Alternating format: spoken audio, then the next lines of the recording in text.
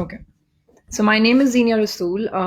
I did my MPhil in Modern South Asian Studies from the University of Cambridge. My dissertation was on Pashtun identity, so the racialization of Pashtun identity and the Pakistan state, right? And I'll be talking more about that. So this study circle is basically on my dissertation.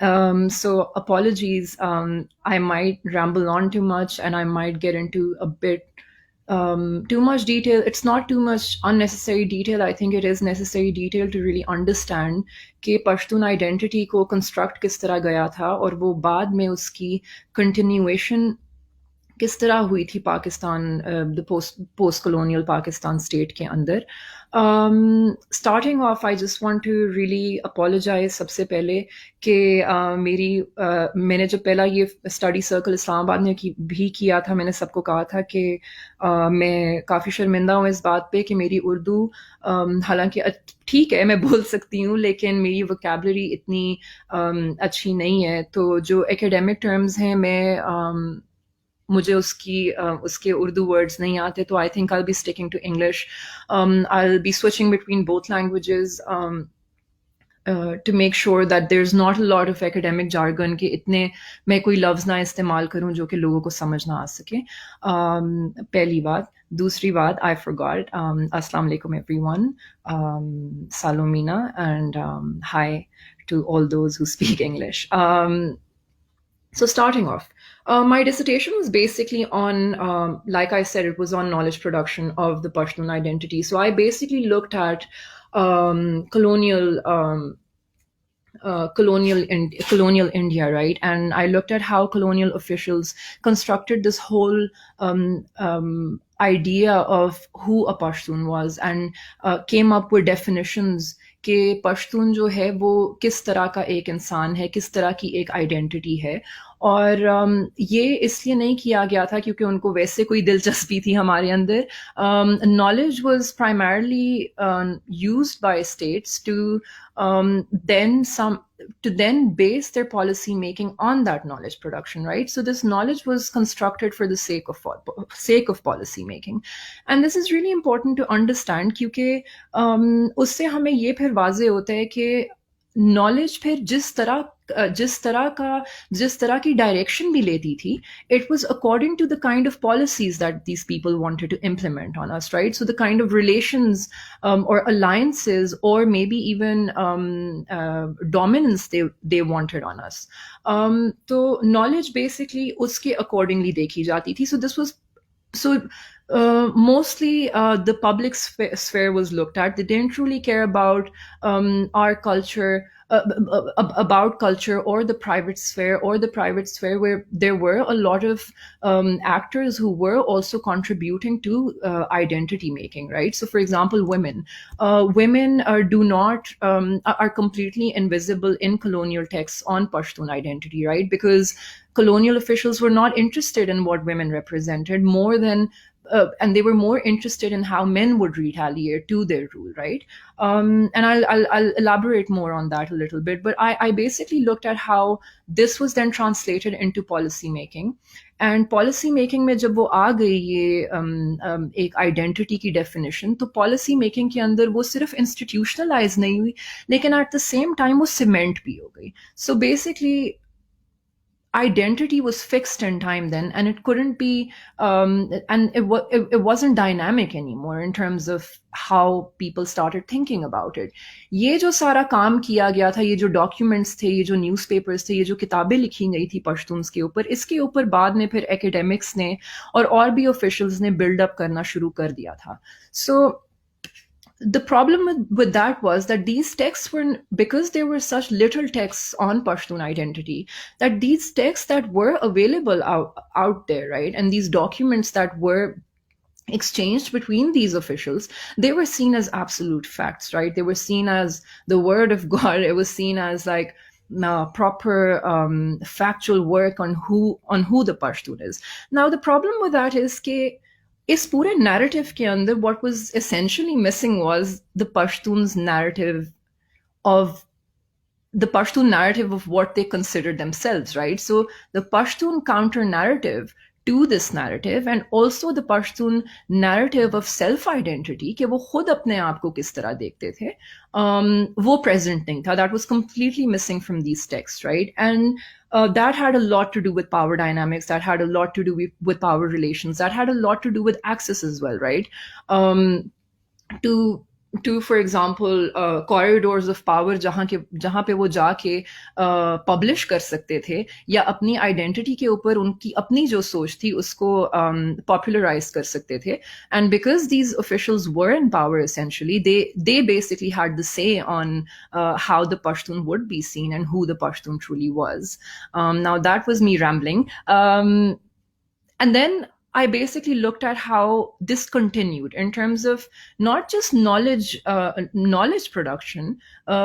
सिर्फ knowledge की continuity नहीं हुई Pakistan state के अंदर, लेकिन because knowledge was so tied to administration and policy making and governmentality, so the mentality of the government, ये Pakistan state के अंदर इन दोनों चीज़ों की साथ साथ continuity हुई. And I basically drew parallels between both regimes, right? And that basically brings into question how post-colonial the colonial how post-colonial Pakistan actually is, or whether it's still stuck in a very much in a colonial past, right? ठीक है, मैं कोशिश करूंगी उर्दू में जितना बोल सकूं. आई apologise. अच्छा, तो जो सबसे बड़ा एक जहाँ से ये एक स्टार्टिंग पॉइंट था कि पश्तून आइडेंटिटी को डिफाइन करने का, वो माउंट स्टुअर्ट एल्फिनस्टोन की किताब थी called an account of the kingdom of Kabul. ठीक है, ये 1815 में छपी थी. एल्फिनस्टोन जो थे, he was basically leading a delegation, British delegation वो लीड कर रहे थे उस टाइम में 1808 में, जो कि अफगानिस्तान में रूलर थे शाह शुजा उनके पास. एल्फिनस्टोन जब आए, वो आए थे as an ally. At that point in time the British weren't looking to expand. They were looking to forge alliances and to form alliances with these people, right? So that naturally meant कि वो लोग एक equality का relationship, एक companionship का relationship, एक इकट्ठे काम करने का relationship forge करना चाह रहे थे. And because of that, because of how the British was viewing these people in terms of policy making, उनकी जो परसेप्शन भी थी पश्तून्स की, वो बहुत डिफरेंट थी. वो जिन वर्ड्स में वो थी, those words were very kind. They were seen as equals, they were seen as potential allies, they were seen as deserving allies as well, right? And they looked very favorably upon them at that time when Elphinstone was in Afghanistan. लेकिन आहिस्ता आहिस्ता जब एक Russian threat आ गया, उसके साथ British की obviously policies भी बदलने लग गई. And for the region, right? And how they wanted the region for themselves. And strategically, वो जो एक borderland region था, उसकी क्या significance थी for British officials, that basically also had an impact on the relations of these, on the relations between the British and Afghanistan and the Pashtuns. And also at the same time, it had an impact on knowledge production. तो तब उन्होंने Alexander Burns को भेजा था, जिन्होंने जो जिनका main basically यही परसेप्शन थी कि there people who are resisting control. And because वो उस पोजिशनैलिटी से देख रहे थे, वो उस पोजिशन पे खड़े होके देख रहे थे, and these were essentially military officials, वो उस पोजिशन में बैठ के इनको देख रहे थे, उनकी परसेप्शन भी उसी से इम्पैक्ट हो रही थी. So because the persons were resisting control and they were resisting British expansionist policies, the British started writing down Pashtuns as a race with martial attributes. And this is something that a lot of Pashtuns have internalized as well. कि oh, we're a martial race, you know, where हमें बंदूकें बहुत अच्छी चलानी आती हैं, हमें बहुत शौक है इन चीज़ों का. लेकिन ये चीज़ें आहिस्ता आहिस्ता internalize भी हो गई थी. और and because these, like I said previously as well, because all they were interested in was essentially कि you know, in terms of alliances या in terms of British control or expansion, इन लोगों का किस तरह का response है, that's the only aspect of Pashtun identity that they were interested in. Now the problem with that was that was noted down in narratives and discourse on Pashtuns as if that's the only thing that the Pashtuns can do, and that's the only thing that the Pashtuns can be. So we never really truly saw the other aspects of Pashtun identity, right? जिसमें private sphere में उनकी बहुत चीजें थी, उनके culture में और बहुत चीजें थी जो कि in official texts में कभी आई नहीं. ये पहली बात. आहिस्ता आहिस्ता वो टाइम जब ये रेजिस्टेंस होने लग गई ब्रिटिश एक्सपेंशनिस्ट पॉलिसीज की तरफ, तो पश्तून्स की जिस तरह एक डिस्कोर्स बन गया था वो essentially एक colonial vulnerability से निकल रहा था. So they were written off as barbarians, like I said. And because they were written off as barbarians, and because itni ek a colonial vulnerability thi, that led to the justification of unleashing a regime of terror on these people, right? So colonial vulnerability that fictionalized the barbarity of the Pashtuns, जो कि वो लोग अपनी तरफ से एक control को resist कर रहे थे, and it was a political act, right? It wasn't an act that was completely devoid of any political thought. British officers and military officers, because military officers were the ones taking care of the frontier region, right? They started, recording these events, and they started writing as well. And conquest of the pen was a very big thing back in the time, and still is. And this is something I'll talk about. But इन्होंने एक तो local newspapers में और जो British newspapers भी थे, so basically newspapers back home, they started justifying, why they had to have the kind of force that they were employing in that region, and the kind of torture they were unleashing on these people, because ye log the hi uncivilized, and that's the only thing that they deserve, and that's also the only thing that would control them and their barbaric essential nature. So by essential nature, I mean something that they're born with, something that's so ingrained in their identity कि उसके साथ deal करने का और कोई तरीका नहीं है. And that is what British discourse या British जो narratives थे किताबों के अंदर, that's what they did. They basically justified why violence was the only kind of response that आप पश्तून्स को basically दे सकते थे.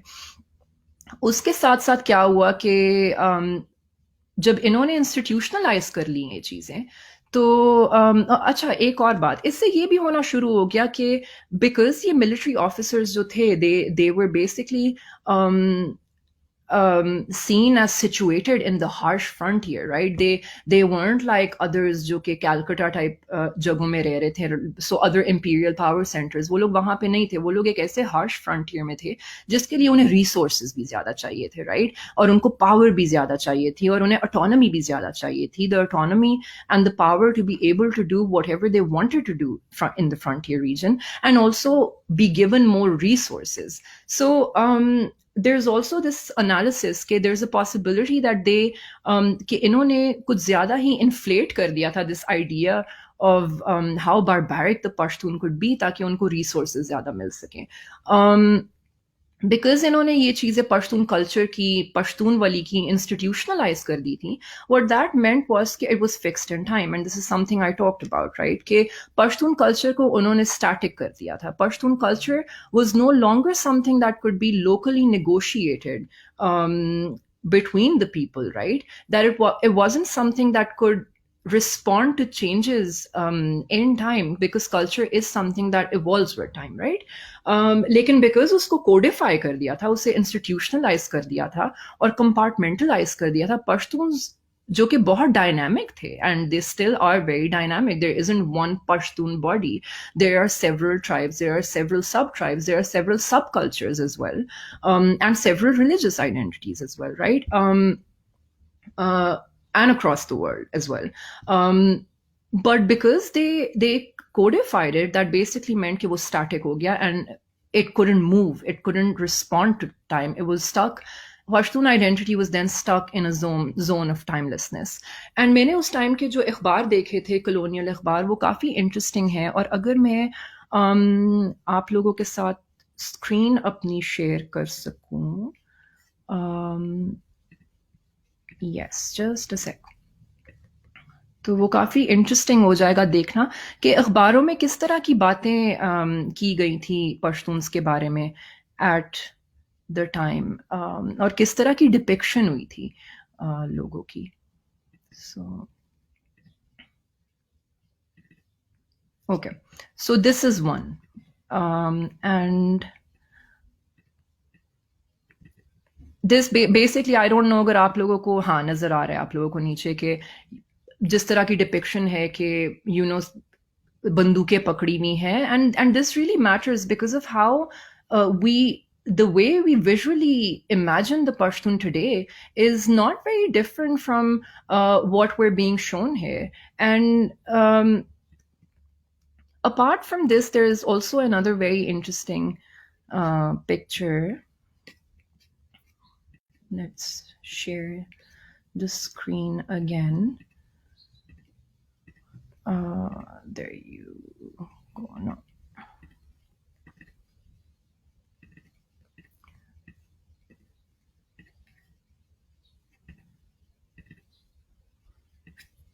इस तरह की डिपिक्शन, बंदूकें मुंह कवर्ड हैं और prone to violence, prone to wars, prone to resistance, and ये among them world's most skillful warriors. मतलब ये आखिर कहाँ से ये स्टेटिस्टिक्स इन लोगों ने निकाली थी कि इस तरह की एक सोच बन गई थी कि there is nothing else that these people could possibly were they anything other than just being skilful warriors?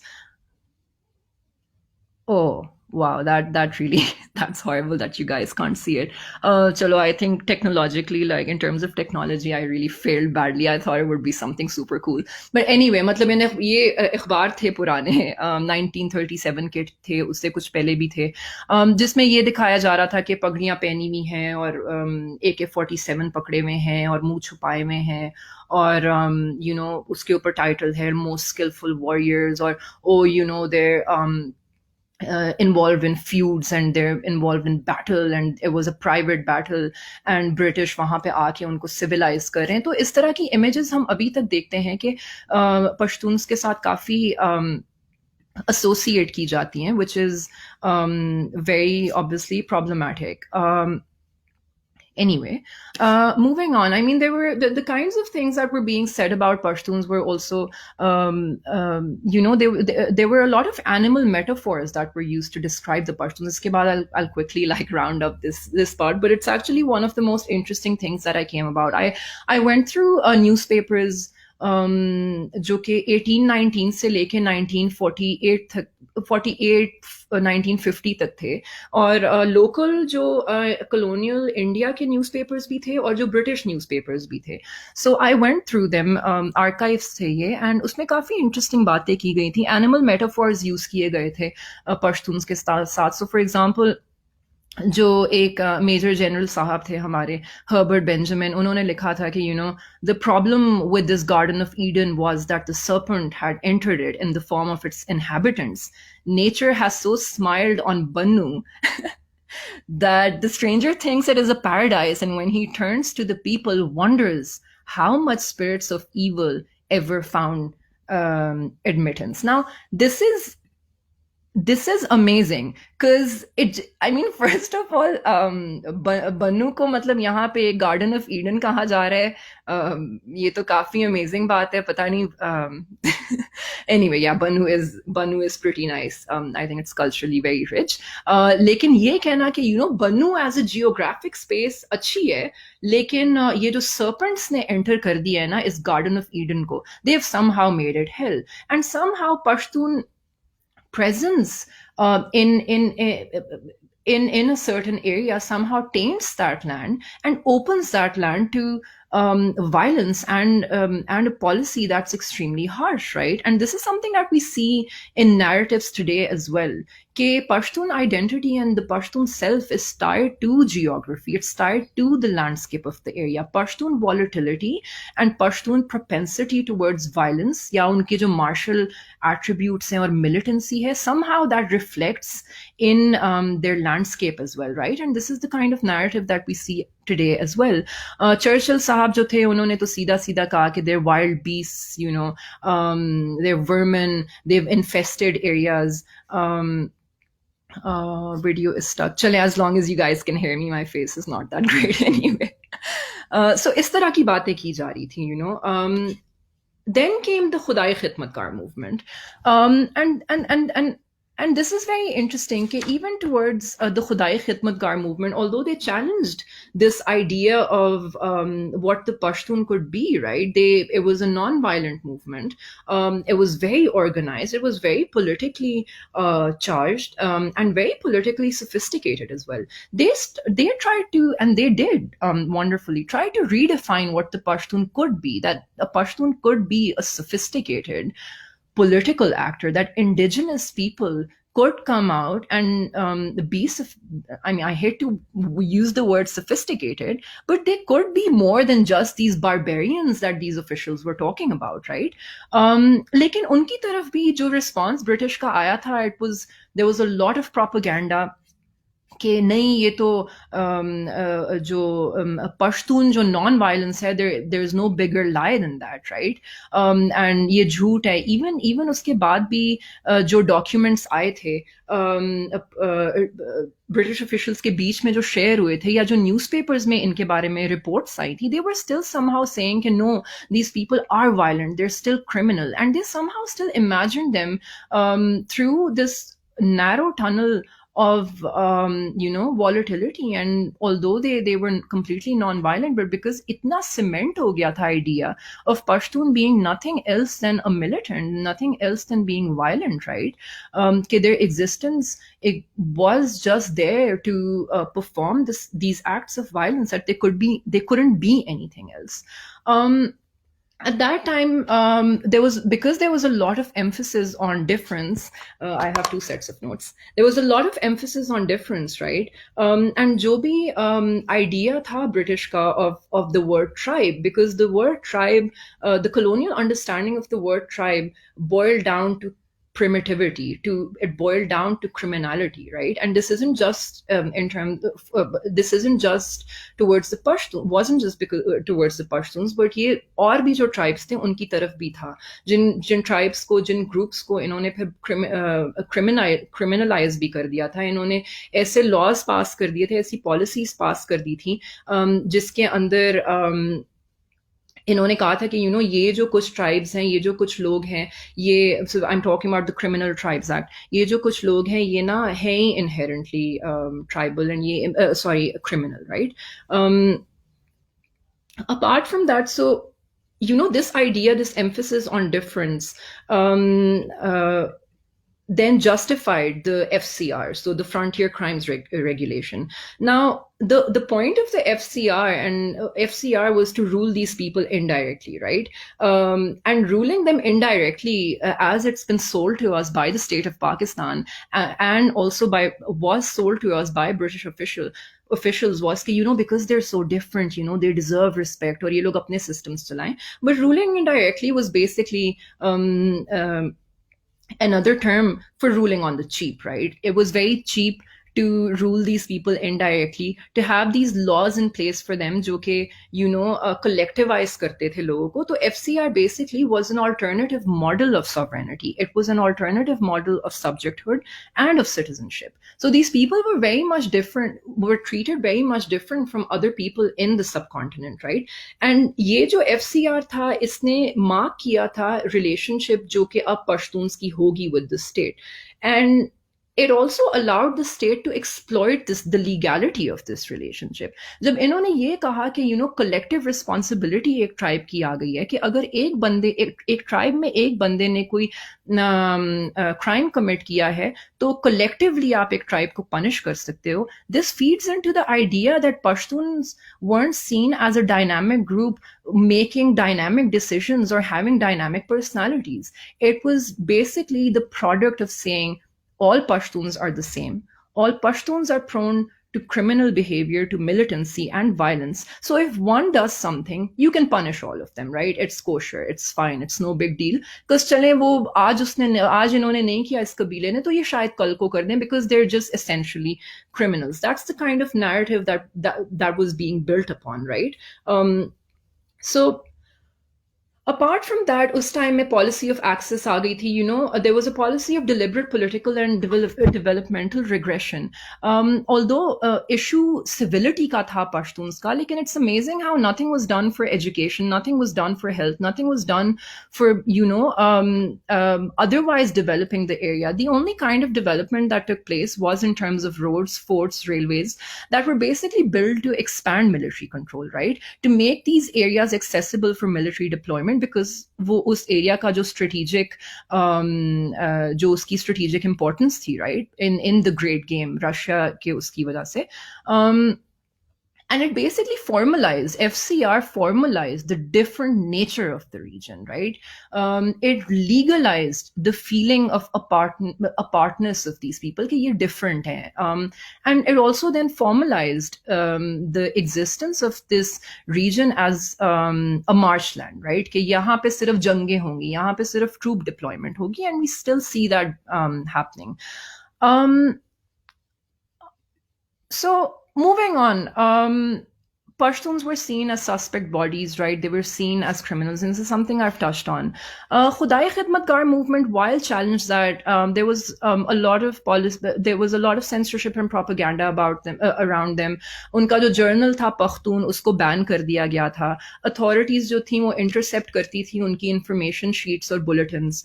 और जब press act का ordinance pass हुआ था तो उसमें ये लिखा था कि जो सोबर और स्टेबल एलिमेंट्स हैं इंडिया में वो क्रिटिसाइज कर लें तो सही है, लेकिन जो लॉलेस मूवमेंट्स हैं ना वो नहीं कर सकती. तो जो लीगैलिटी या वो जो लेजिटिमेसी मुस्लिम लीग की सियासत को दी गई थी, वो खुदाई खिदमतगार मूवमेंट की जो ग्रास रूट्स पॉलिटिक्स थी, ये एलिटिस्ट पॉलिटिक्स नहीं थी, वो लेजिटिमेसी उनको नहीं दी गई थी. तो जो ट्रोप्स थे फैनेटिसिज्म के या मैडनेस के, वो एसोसिएट किए जा रहे थे. And at the same time ये भी प्रोपेगेंडा था कि जी ये तो मॉस्को लीनिंग मूवमेंट है, ये तो रेड शर्ट मूवमेंट है, and they were associated with Russia, and that was also propaganda, right? तो जब मुसलमानों के सामने प्रोपेगेंडा खड़ा करते थे तो कहते थे कि जी ये गांधी के साथ अलायंस करें तो ये तो हिंदू हैं. So that's how they would anger the Muslims and turn them against Khudai Khidmatgar. On the other hand, when they try to turn generally everyone against them, they'd say कि ये तो जी रशिया की तरफ से ये मूवमेंट आई है. और जब जो हिंदू के सामने प्रोपेगेंडा ये लोग रखते थे अगेंस्ट द खुदाई खिदमतगार, they'd say कि they're lying about being non-violent because Gandhi की जो non-violent movement थी वो भी simultaneously चल रही थी. तो उनको ये प्रोपेगेंडा वो किया जा रहा था कि ये झूठ है, ये असल में non-violent नहीं है. Now moving on to the Pakistan state, right? And I want to quickly round this up ताकि हम सवाल पे ज़्यादा जाएं. This is more interactive than it is right now.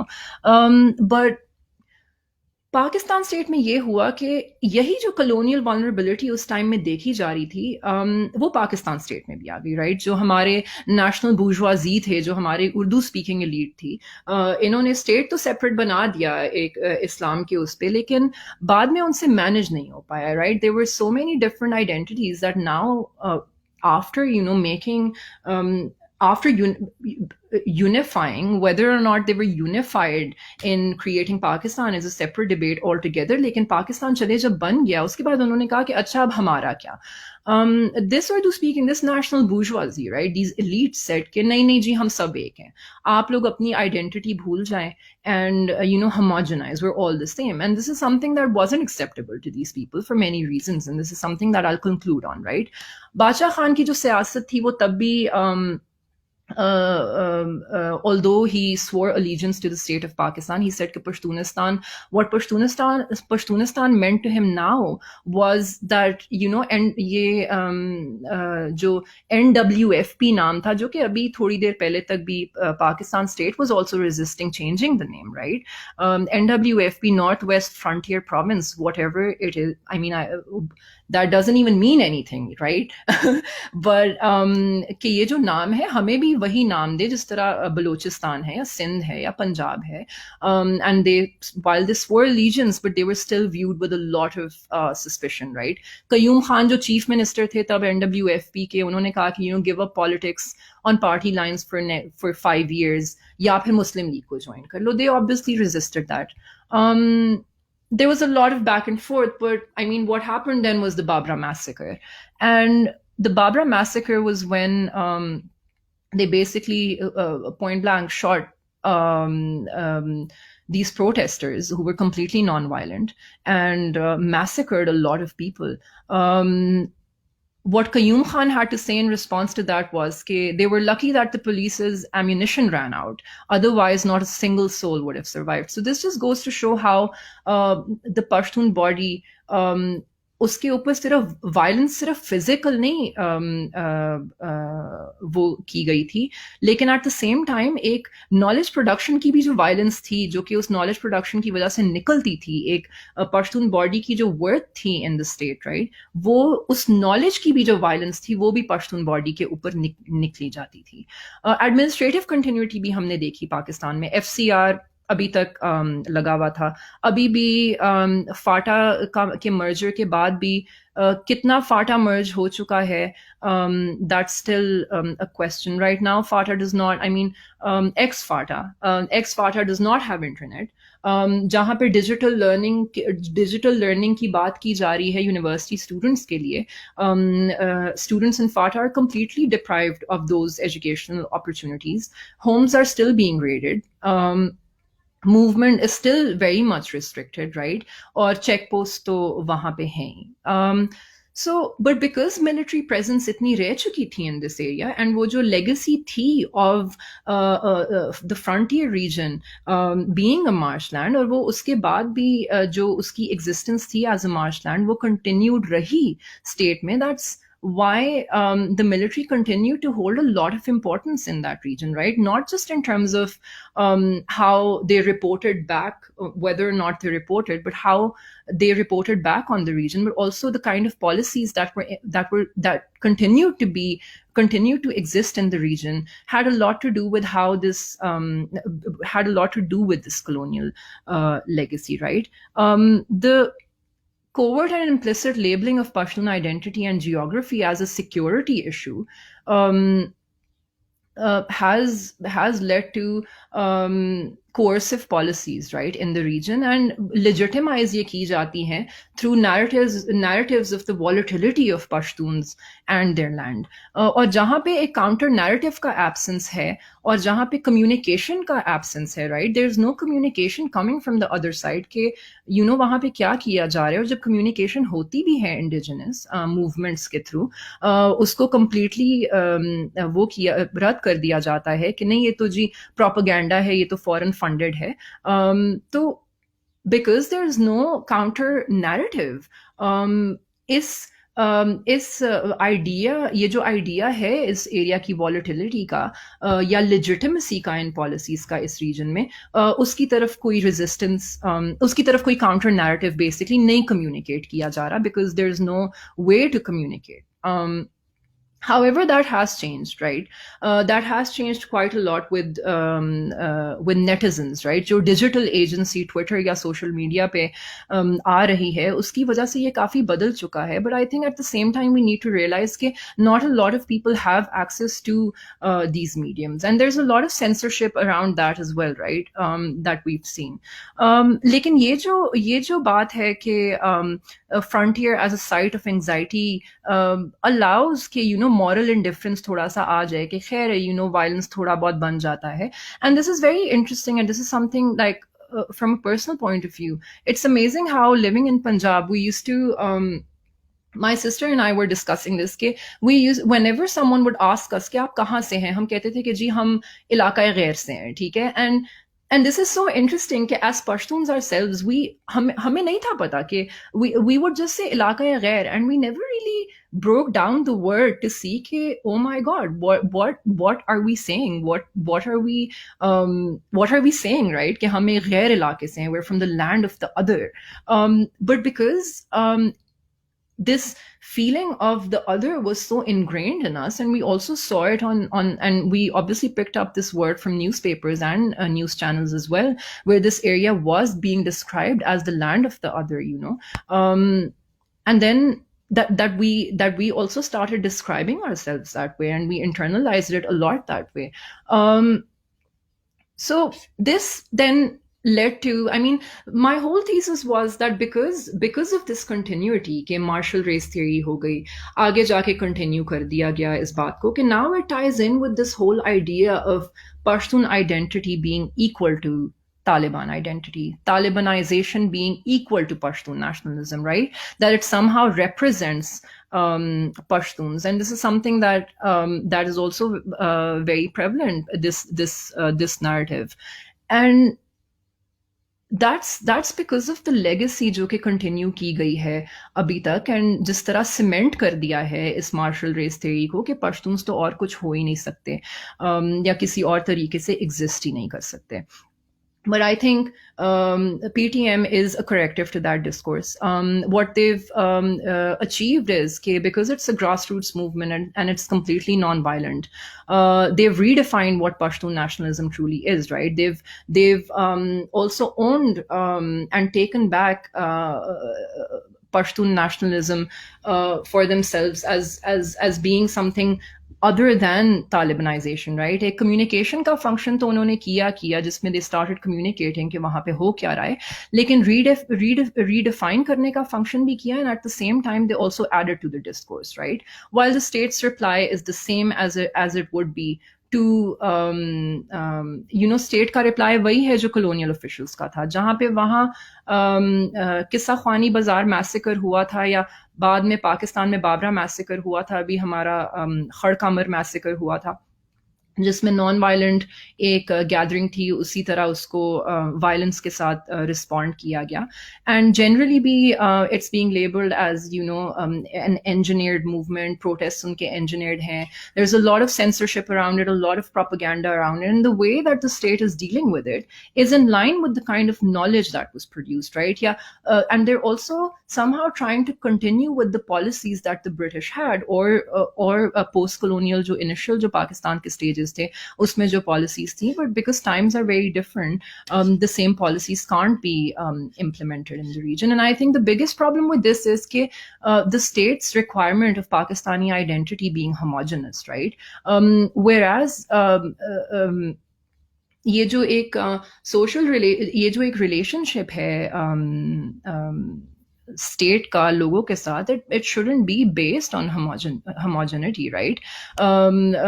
Social contract के अंदर आप various groups के साथ भी वो contract कर सकते हो without asking them to forego their identity, and also an identity that's rooted in history and that predates the creation of the country, right? And has its own heroes, own poets, own victories. Whereas the way that the state has responded to this is, and the colonial and post-colonial both, that they've completely delegitimized the heroes of Pashtuns as traitors. There's been an imposition of criminal and militant criminal or militant elements जो हैं वो उनके साथ associate किए जाते हैं as symbolic of Pashtun cultural heroes, which there's a deficiency of referring to indigenous Pashtun history in textbooks, or in terms of, there are no honorary statues, public holidays, or even a mere mention on television of these heroes, or, जिस तरह बादशाह खान हो गए और बहुत ऐसे heroes हैं. एक जो elite history है, जो elites की history है, उर्दू elites की history या national bourgeoisie की history, वो impose की जा रही है लोगों के ऊपर, and obviously there's going to be a lot of retaliation to this. the lack of interest of the state to truly alter the lack of civility जो कि associate किया जाता है with the people of the frontier is evident through the absence of judicial and legislative structures, right? As well as the absence of schools, of colleges, of hospitals, and other basic structures existing in the rest of the country. So if civility is such a big problem, why is there the state is not really doing anything to bring light and stability to this region, right? So um, while post-colonial state and the colonial state both justified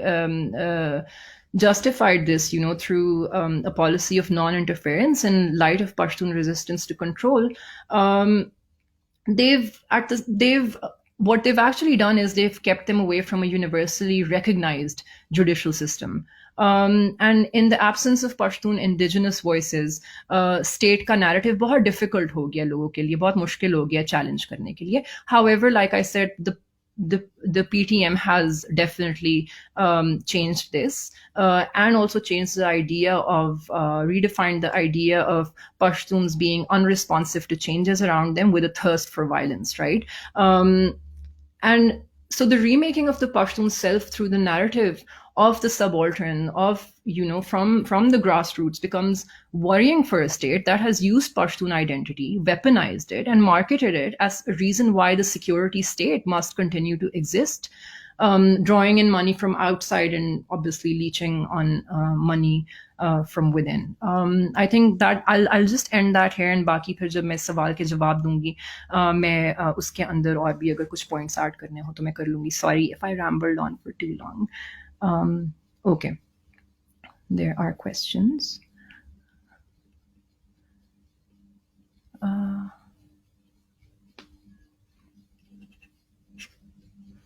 Sorry, let me just do not mind. I'm going to take a shot of cup syrup, but I don't have corona. Sorry, just a croaky throat.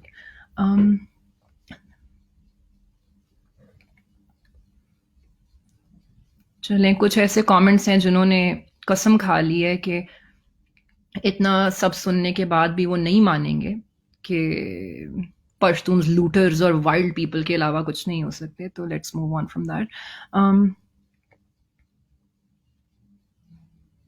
So yeah, Hassan Ali says, for one time, if we ignore the past newspaper, what is the present situation and point of view of the people about Pakhtuns? You mean Pashtun is not just for battles? Yeah, of course, Pashtuns are not just for battles, and this is something that I think researchers now need to look at, right? कि जो elitist history है जो कि लिखी जा रही है या जो नैरेटिव्स हैं वो लिखे जा रहे हैं, I think that those need to be challenged. And जो लोकल प्रोडक्शन है हिस्ट्री की, जो कि मनान का जो पीस मैंने आप लोगों को पढ़ने को कहा था उसके अंदर लिखी गई है, कि वो बहुत इंपॉर्टेंट है, not just for agency but it's very important कि आप कॉलोनियल नॉलेज या पोस्ट कॉलोनियल नॉलेज को अकाउंटेबल करो कि ये आप क्या बातें कर रहे हो. There is more to Pashtun identity than just that. And because there's a absence of response from the other, and this is something that James Karen talks about, बहुत मुश्किल हो जाता है इस narrative को challenge करना. So yeah, definitely Pashtuns aren't just for battles. They were never just for battles. There was a lot attached to Pashtun identity, but because military officials and military commanders, British से लेके पाकिस्तान तक, Pakistani officials तक, ये सारे military ने control किया हुआ था उस region को, naturally then वो एक military tunnel vision, एक military led tunnel vision to support military policy, right? Pashtuns को उसी vision से देखा गया, and फिर policies भी उसी तरह फिर लागू की गई. Fahad Khan,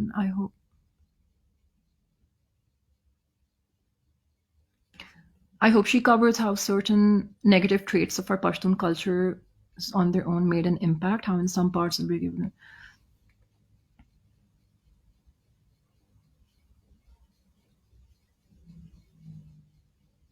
Yes, of course. I mean, I'm not saying this isn't a skewed, this isn't a biased analysis, I know it might sound like one. There are many things internal to Pashtun culture, like all cultures, that need to be that need to evolve and that need to change with time. But that's what I'm trying to say, because उनको इतना codify कर दिया गया और इतना cement कर दिया गया कि उनका बदलना बहुत मुश्किल हो गया था. And इसमें I'm not taking away agency from Pashtuns and saying कि नहीं नहीं जी वो कुछ कर नहीं सकते थे, नहीं वो बिल्कुल कर सकते थे. लेकिन because उन जगहों में और कोई डेवलपमेंट आई नहीं, they also couldn't see, they were also stuck in a zone of timelessness, right? वो भी एक जोन में फंसे हुए थे जहाँ पे ना पढ़ाई थी, ना अस्पताल थे, ना कोई लीगल स्ट्रक्चर्स थे.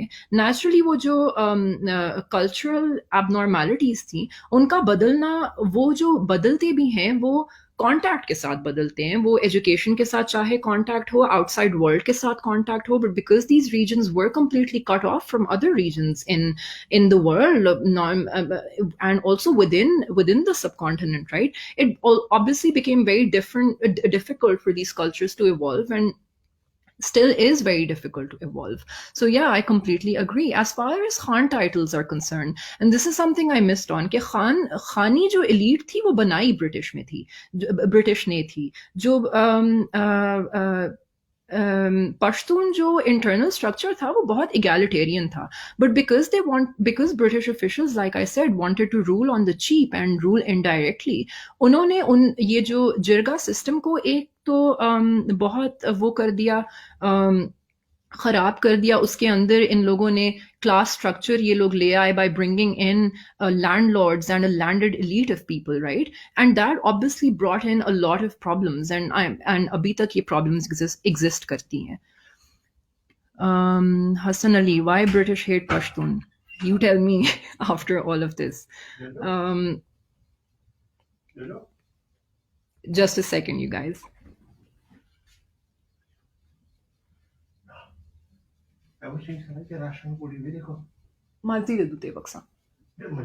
Shadu, wait. Sorry, guys. Someone was asking for something. This is like the BBC moment where the children just walk in and this guy is giving an interview. That's my favorite video.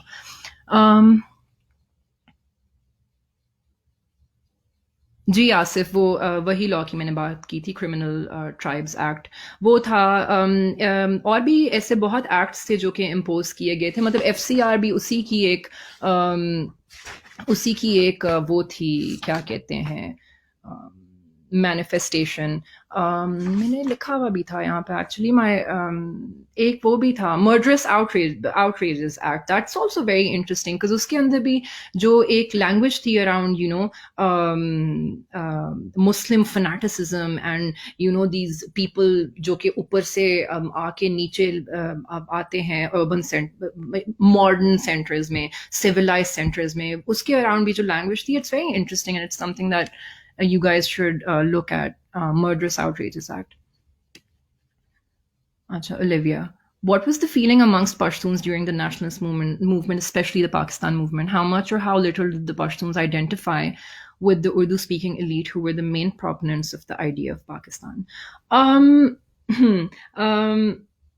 I think I think Pashtuns, as far as my understanding of it is, I don't think they identify with the Urdu-speaking elite. I think the majority of this country does not identify with the national project that the Urdu elite is trying to push. Still, after so many decades of Pakistan's existence, right? जो nationalist movement तब थी, खुदाई खिदमतकार, obviously वो time बहुत फर्क था, क्योंकि उस time पे बहुत different किस्म की movements थी, and तब भी they weren't in favor of Pakistan separating, because they felt that because and this is well known to a lot of people, and I think this is, if it's not, I think we should do a lot of research on that. We should look this up कि पाकिस्तान जो create किया गया था वो हालांकि शुरू तो इस पॉइंट से हुआ था कि माइनॉरिटीज के लिए बन रहा है, लेकिन आखिर में जो रीजन्स पाकिस्तान के अंदर आए थे वो रीजन्स थे जो कि मेजॉरिटी रीजन्स थे, regions that weren't really experiencing any kind of large scale communal violence. They were fine, they were doing well, they were also collaborating. For example, Punjab ke andar I think it was the Unionist Party, if I'm not wrong, जिसके अंदर Sikh, Muslims, and Hindus. It was a multi-religious party, right? And they were working together. There was no problem at all. तो पाकिस्तान बना तो minority के जो issues थे उन basis पे, लेकिन एंड में वो माइनॉरिटीज बेचारी अभी तक बैठी हुई हैं इंडिया में, और वो मेजॉरिटीज जिनको पार्टीशन की इतनी ज़रूरत नहीं थी, and they were also resisting partition by the way, uh, वो regions आ गए इनके अंदर. So obviously they weren't okay with this project of the Urdu elite back then when Pakistan wasn't created. And this is, I'm talking about the Khudai Khidmatgar movement. They didn't want Pakistan to be a separate state. As far as the nationalist movement right now, they want to work. I mean, what they're asking for, वो constitutional rights हैं.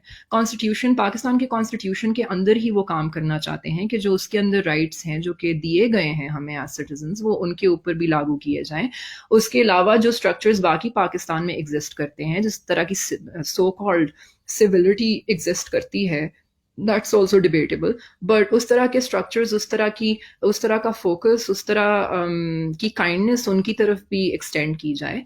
And obviously all this while they're not asked to give up their identity, right? Because their identity is rooted in a history that predates the creation of Pakistan. Farhat Taj, can this discourse be left unchallenged? So I'm thinking of holistic understanding of Pashtun problems and also of intellectual honest, frankly. I think they can be challenged. I think there needs to be, from my understanding of it, what I've seen now is कि बहुत ज़्यादा शुक्र है नया काम आ रहा है. Not much, not as much as there should be. And I think that has a lot to do with the accessibility of the region, not just the accessibility of the region, but obviously private sphere में जो लोग private sphere को भी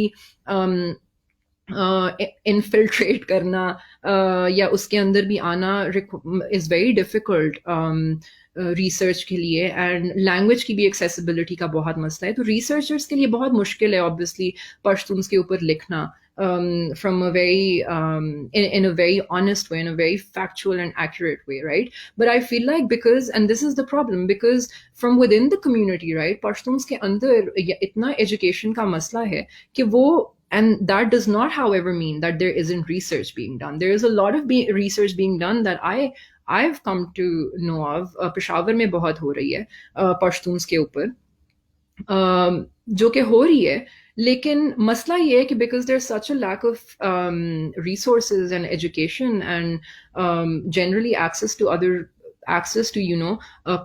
centres जो कि privilege लोग access कर सकते हैं, राइट?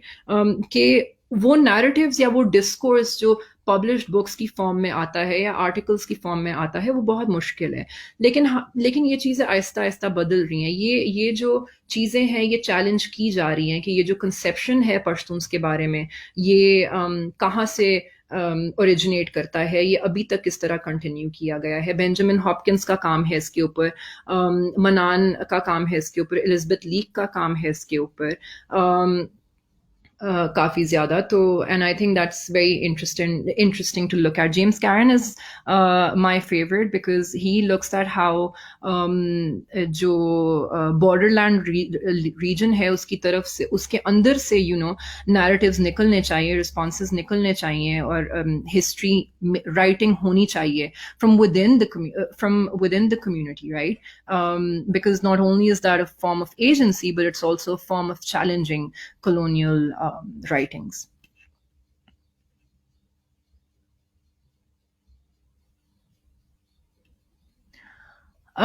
आसिफ, हम अपने रिसोर्सेज अपने आप को डेवलप करने के लिए इसलिए नहीं यूज़ कर सकते बिकॉज हमारे रिसोर्सेज हमारे हाथ में नहीं है.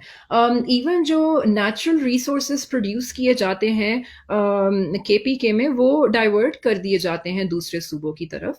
And obviously, as we all know, the budget and the resources are not in the hands in our hands, and they're also not in the hands of, I would say, not even in the hands of the government. And because the kind of policy, और मैं यही तब से कह रही हूँ कि because जिस तरह इस रीजन को इमेजिन किया गया है, जिस तरह के प्लान्स इस रीजन के लिए बनाए गए हैं, वो प्लान्स उस जगह की डेवलपमेंट के नहीं है, वो the state or the deep state is not interested in developing the region. They're more interested in using that region for their own benefits. So जब resources अपने हाथ में आएंगे तो इंशाल्लाह क्यों नहीं develop जरूर किया जाएगा. तबकाती बिल्कुल वो कर देता है, बिकॉज जो क्लास सिस्टम था उस टाइम में, लाइक आई सेड, खानी एलीट बनाई गई थी. उससे पहले बहुत इगैलिटेरियन सिस्टम था और क्लास सिस्टम उस तरह कोई एग्जिस्ट नहीं करता था. बट जब खानी एलीट बना दी गई, एक landlord class from with in the Pashtuns बना दी गई, उनको लैंड दे दिया गया, उनको पावर दे दी गई ओवर दीज पीपल, तब वो लोग पश्तून इंटरेस्ट में इतना इंटरेस्टेड नहीं थे. They were more interested in being used as puppets of the British government, right. तो जब तबके बीच में आ जाते हैं जो कि जो प्रिविलेज क्लास होती है या जो अपर क्लास होती है, they are not really interested in letting go of that privilege, and they are not interested in letting go of that comfort either, right, and that power. And we see that today as well.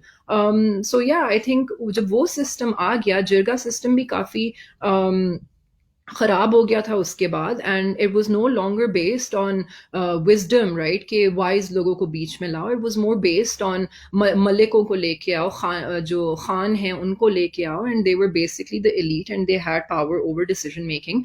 Weather or not that those decisions were good for the people is a different thing, but I mean it's not a different thing. Those decisions were not great for the people because those decisions were meant to be taken to be great for the British, right? Or jo unke interests the in the region. Minerva, how do you think the stereotyping of the Pashtun has benefited capitalism historically, and how does that pan out today? How does that relate to the war economy? Very interesting. So Minerva, wonderful question. How do you think that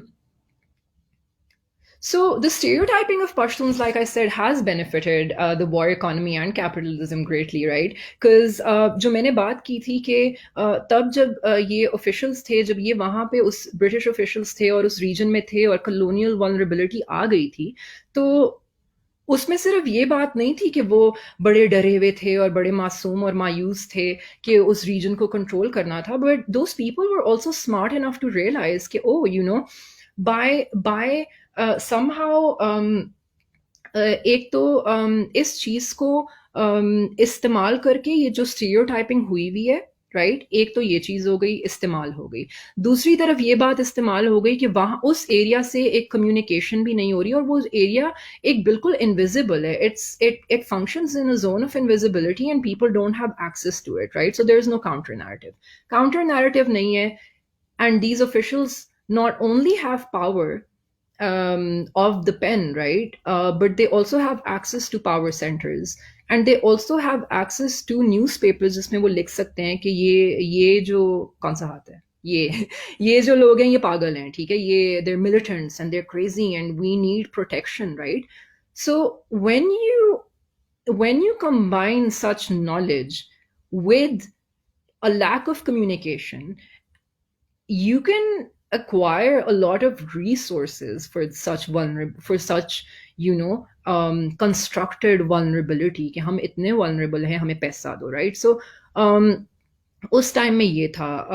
इसमें ये भी बहुत है, and I think this is something that's missing from nationalism के narratives या पाकिस्तान के creation के narratives, that frontier की जो volatility थी या वहाँ से जो resistance आ रही थी उस region से, that had a lot to do with weakening the British colonial system, right, and that had a lot to do with them backing off eventually as well, because वहाँ उन्होंने इतनी troop deployment की हुई थी, इतने resources वो वहाँ पे लगा रहे थे because of this vulnerability, right, कि बाकी जो colonial India था वहाँ पे obviously they couldn't then deploy so many forces to fight off nationalist struggles, right, and that is something that's not mentioned in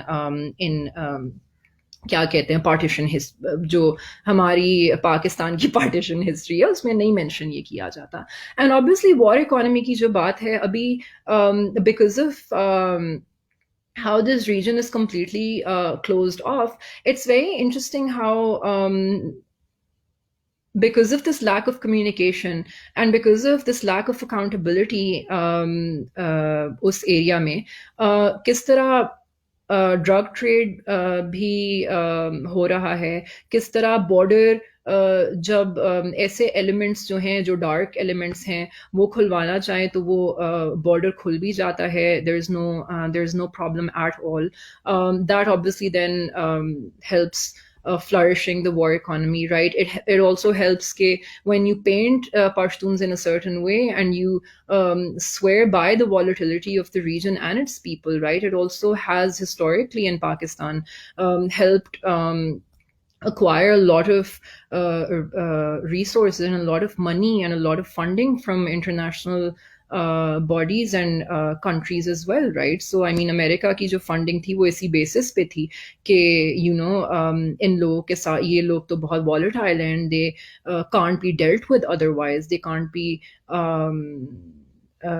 या डेल्ट विद अदरवाइज. हालांकि जो तालिबान की पॉलिसी थी वो कहाँ से निकली थी, वो इंडिजिनस एक मूवमेंट थी या वो स्टेट्स ने ही उसको फंड किया था, वो एक अलग बात है. But yeah I mean this whole stereotyping business had a lot to do with how much resources were acquired and how the drug economy and all other such black economies flourished at the time.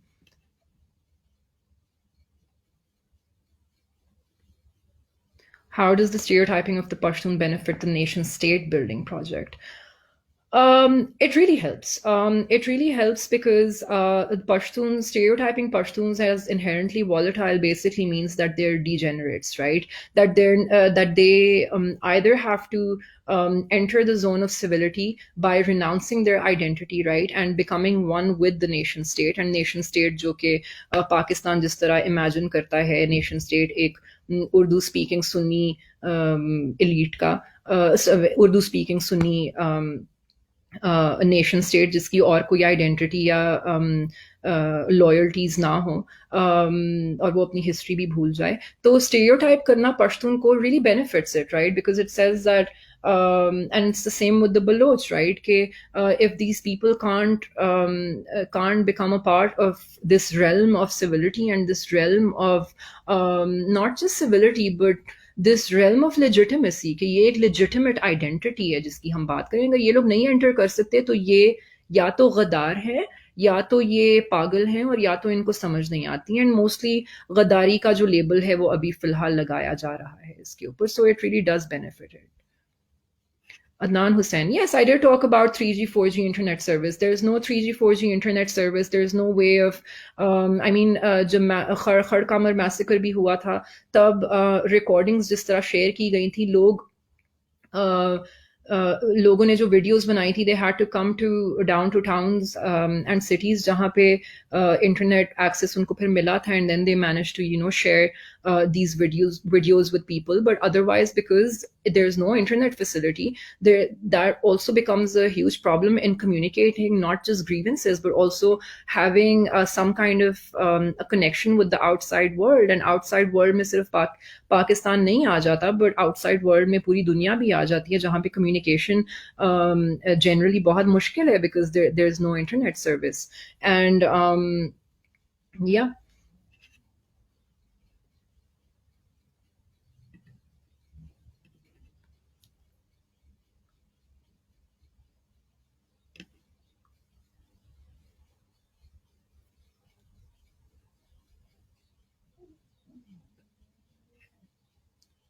Georg, sorry, I'm reading through the whole thing.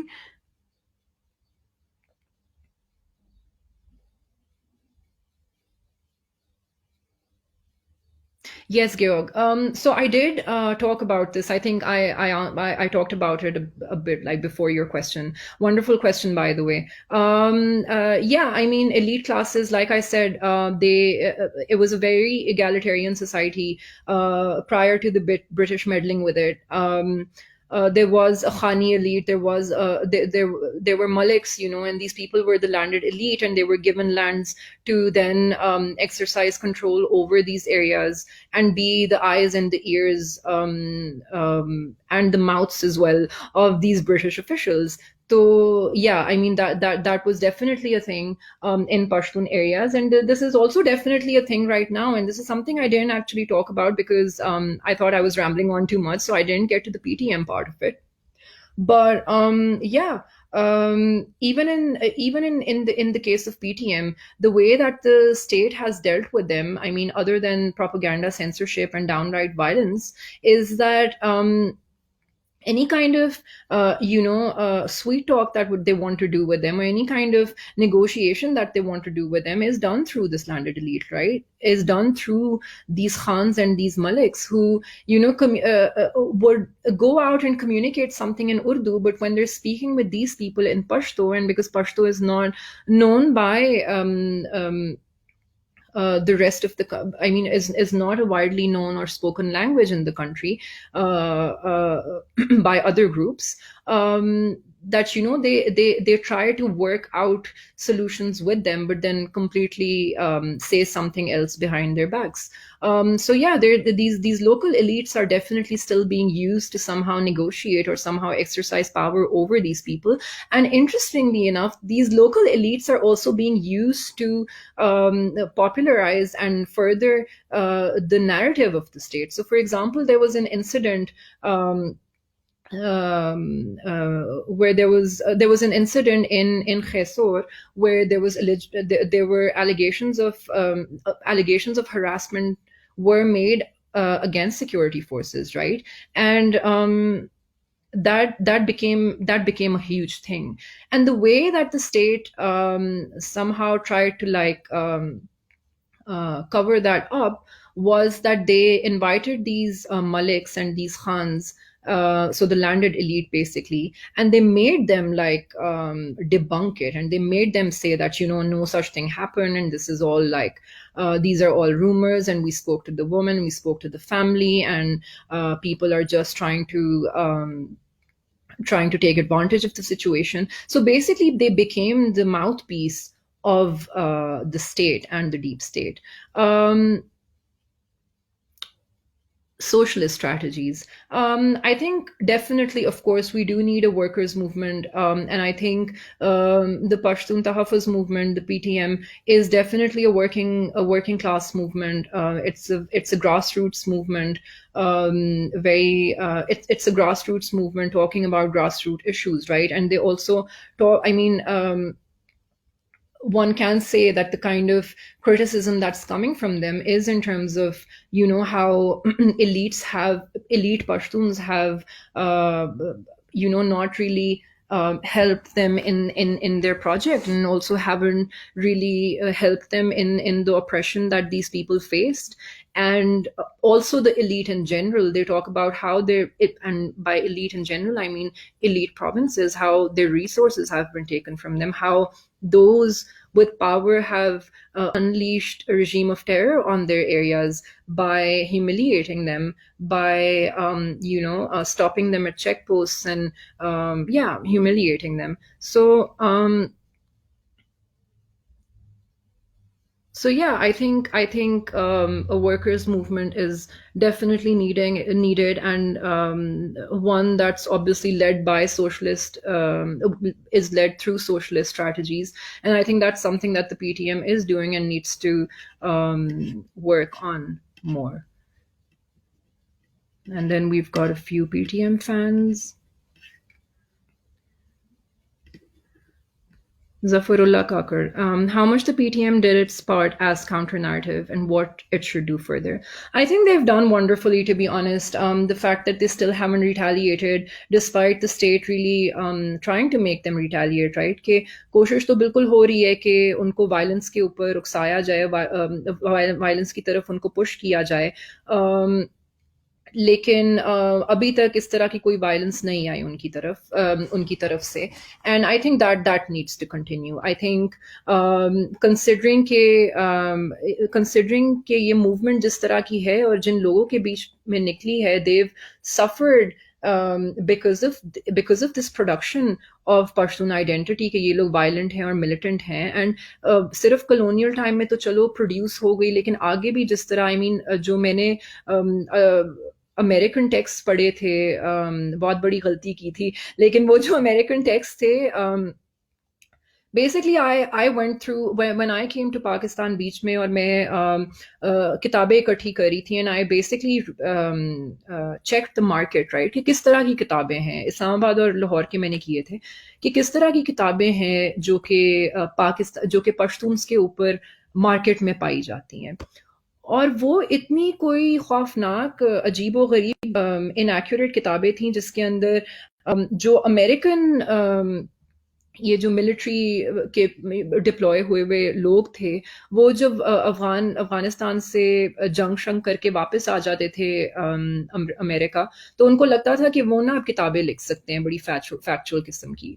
तो उसके अंदर जिस तरह की बातें थी पश्तून्स के बारे में लिखी हुई, they were horrific, and it's amazing how these texts were widely available in these markets and there was no counter narrative to it. जो फैक्चुअल किताबें थी, जो अच्छी किताबें थी, जो कि हैं, ये नहीं है कि नहीं पाई जाती, वो नहीं थी इन स्टोर्स में. एंड आई थिंक कि जब उस सेंस में डिस्कोर्स की इतनी कमी है, तो डेफिनेटली जो कि पीटीएम का डिस्कोर्स है, वो फिर और भी इस जगह में ज़रूरी हो जाता है कि वो लोग इसको चैलेंज कर सकें. लेकिन उसमें फिर मसला ये है कि जो मेन स्ट्रीम आपकी मीडिया है, जो कि आपकी मेजॉरिटी लोग देखती है, वो उसके ऊपर ये नैरेटिव बिल्कुल नहीं आ रहा. और वो नैरेटिव जिस तरह आ भी रहा है, वो बिल्कुल completely like opposite to what the PTM is doing aa raha hai. So I think that's problematic, but I think the struggle continues. They should stick to their program. Zara Sayed, what are the causes of Pashtun nationalism in the context of Pakistan in your perspective? I think, Zara, I spoke about this, but briefly, I think it's about uh, it's about resources. It's about being lesser children of God. It's about being ignored in terms of development. It's about owning their identity. It's about stereotyping. It's also about the war economy. It's about how these areas have been used as a marshland, as zones of indifference, जहाँ पे कुछ भी कर लो, जो भी कर लो, ना कोई पूछेगा, ना कोई कुछ कहेगा. आसिफ, नहीं, उससे पहले क्लास स्ट्रक्चर का, लाइक आई सेड, इतना कोई कॉन्सेप्ट नहीं था. It was pretty egalitarian at the time. Ikra, how do you see right events potential to deconstruct mainstream narrative associated in treasure? इकरा, आपके सवाल से पहले किसी और ने इसी तरह की बात पूछी थी जिसमें मैंने इसका जवाब दे दिया है.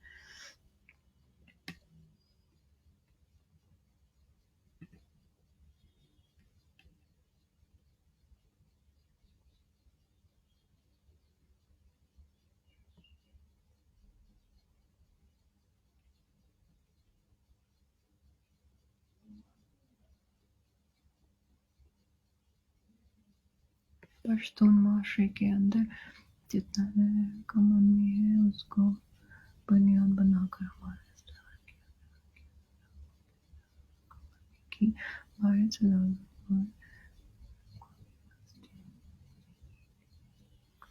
जी बिल्कुल.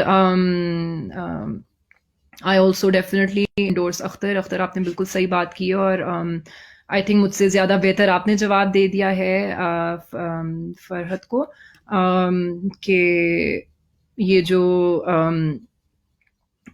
जिस तरह हमें डिप्राइव्ड रखा गया है एजुकेशन से, उसकी वजह से बहुत मुश्किल हो जाता है अंदर की तरफ से आपके नैरेटिव्स निकलें, या आप एज अ सोसाइटी भी बेहतर हो, community. Thank you Aamir Zaman. I am glad you guys liked it. इंशाल्लाह कोशिश करूँगी कि पश्तो में नेक्स्ट टाइम मैं ये लेक्चर कर सकूँ.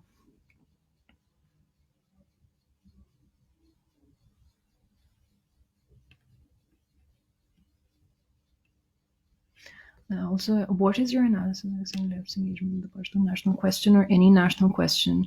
Because on the one we see a completely stagnant government, largely standard that projects them.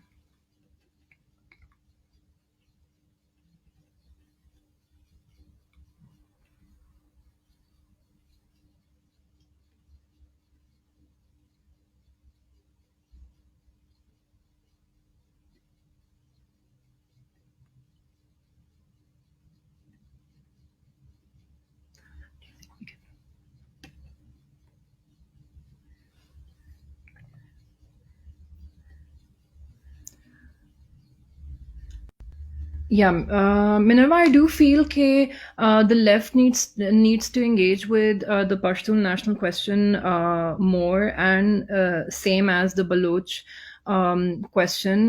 But as far as the Pashtun national question is concerned, I do feel that I mean, at least I haven't been a part of the left, and I haven't really. I'm sorry, like I will give this disclaimer.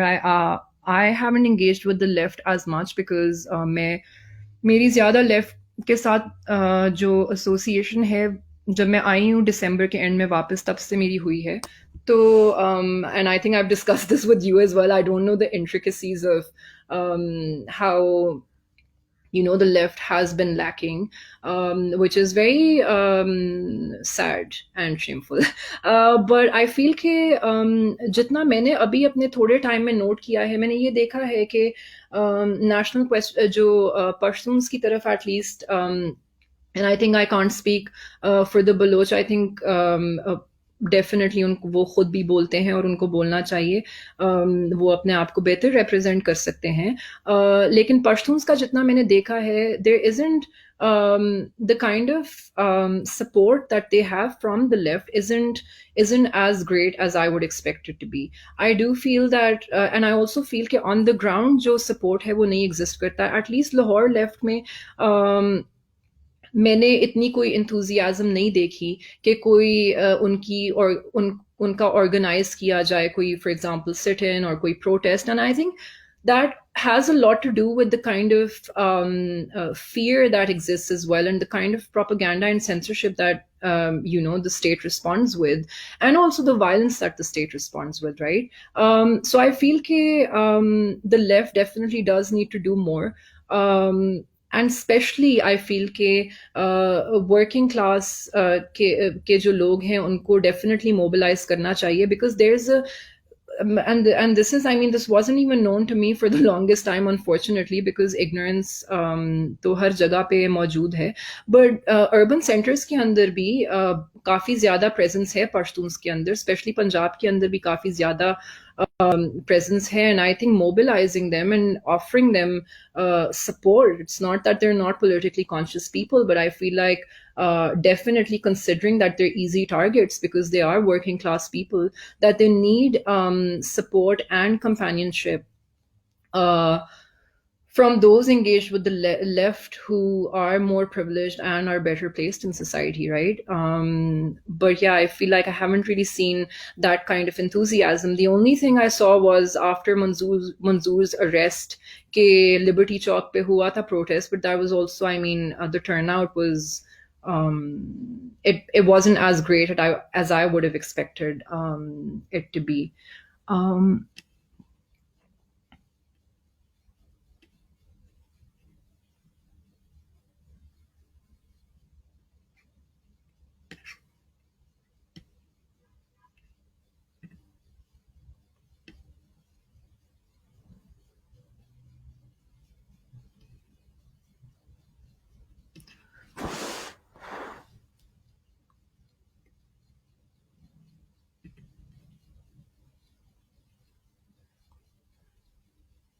जी, जमाल ख़ान बिल्कुल ये मैं भी agree करती हूँ कि state की intervention के बाद स्टेट की इंटरवेंशन पश्तून कल्चर इंटरनली भी मतलब there are a lot of things that are very flawed with Pashtun culture but I feel like हमें कभी ये पता नहीं चलेगा कि पश्तून कल्चर किस हद तक इवॉल्व होता क्योंकि इवॉल्व उसको होने नहीं दिया उसको इतना इंस्टीट्यूशनलाइज कर दिया उसको इतना क्रिस्टलाइज कर दिया इतना पक्का कर दिया उसको और उसके बाद सिर्फ पक्का नहीं कर दिया गया इंस्टीट्यूशंस के अंदर और लॉज के अंदर सो बाय लॉज आई मीन अब एफसीआर क्या था एफसीआर एक उसी नॉलेज की नॉलेज को पक्का करना था ना कि नहीं पश्तून के लिए यही लॉ हो सकता है ये तो इतने अलग किस्म के इंसान हैं कि इनके ऊपर एक प्रॉपर लीगल सिस्टम या जुडिशल सिस्टम तो ये लोग बर्दाश्त ही नहीं कर पाएंगे राइट तो जब आपने इस तरह का उसको वो कर दिया, पक्का कर दिया उनके कल्चर को, उसके बाद वो कल्चर किस तरह इवॉल्व कर सकता, वो हमें ना कभी पता चला, और शायद काफ़ी देर तक हमें पता चलेगा भी नहीं कि किस तरह होता। सो या आई डेफिनेटली एग्री कि स्टेट की इंटरवेंशन एंड इन्वॉल्वमेंट के बाद उस कल्चर को काफ़ी मसले एक इवॉल्व नहीं हो पाया।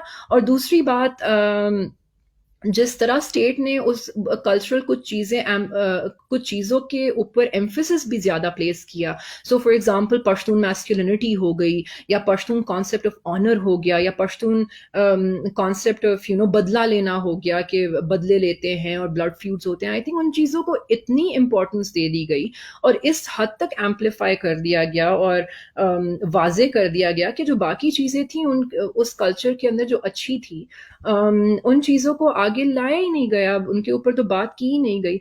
तो obviously मतलब it's about what was emphasized more, what was um, considered as the primary aspect of Pashtun identity.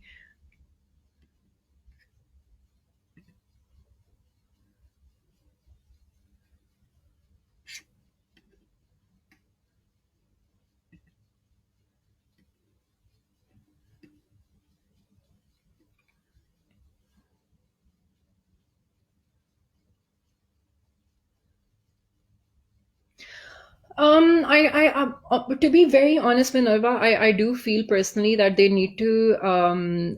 You're right. I think they really need to step back from figures like Ashraf Ghani.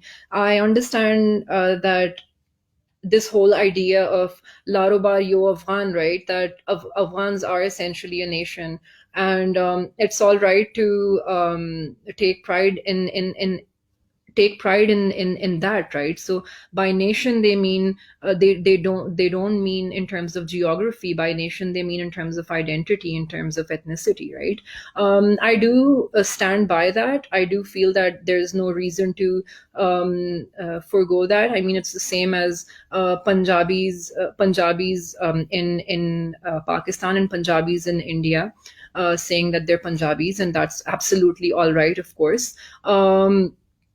And I think the state doesn't need to react so badly to PTM saying that, but I do feel that they need to distance themselves from people like Ashraf Ghani, who will obviously, I mean, I feel could take advantage of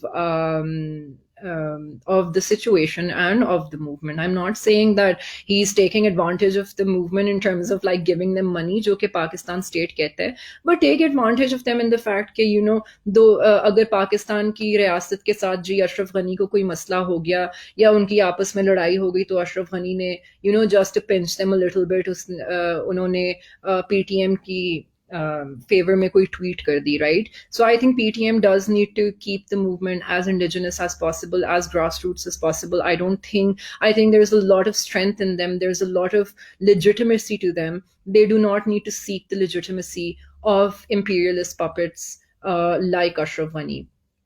And I think more than anything they need to build a working class solidarity within the movement, and that's the kind of support that they need to appeal to, right, and need to work on, as opposed to working on bourgeois on the bourgeoisie politicians या उनका support लेने के लिए. Sorry guys, I just realized my battery is as always running out.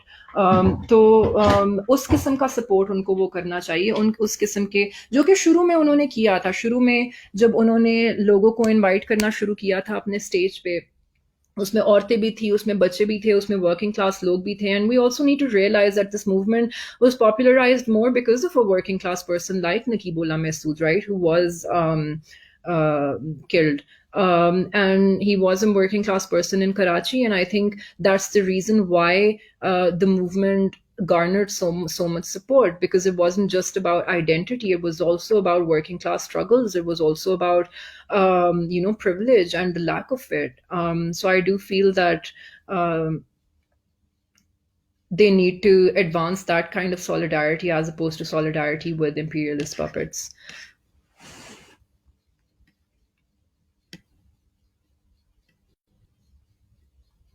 Nasrullah Khan Wazir said, sorry again. Yeah, I definitely think that PTM, while I mean PTM, I think that is something that PTM is doing. कि अपने आप को represent करते हुए वो सिर्फ अपनी political agency को नहीं वो करे, but at the same time वो कल्चर की भी बात कर रहे हैं। और आई थिंक उनकी उनकी जो ये नॉन वायलेंस की एक स्ट्रैटेजी है, that is not just simply कि बस उन्होंने सोचा तो उन्होंने कर लिया, but I think that's a very smart strategy and that's a very politically sophisticated strategy, जिससे I think they're sort of responding, and I think this is something they've talked about as well, right? कि it's their way of responding to these narratives. It is their way of physically talking about this narrative कि we're not violent, we're not going to हम violence कर ही नहीं सकते और ना हम करने वाले हैं, चाहे आप जो मर्जी करें। तो आई थिंक कि वो जो कल्चरल और पॉलिटिकल एजेंसी है, वो represent कर रहे हैं अपनी मूवमेंट के through, and I think it's brilliant. Yusufzai, Ashna, don't you think that there are some hidden forces who are killing innocent people at Pakhtunkhwa land, just incite them for violence and weaken or try to break Pakistan? Um, I think I did talk about this. Ke people are being incited, कि वो violence की तरफ आए, और सिर्फ PTM के लोगों को ही नहीं वो किया जा रहा, but generally भी लोगों को किया जा रहा है. So yeah, I think I agree with this, but I mean, but I think this is just speculation. Whether or not it's speculation is a different thing, but I'd like to keep things academic. But yeah, I do think personally that that's being done.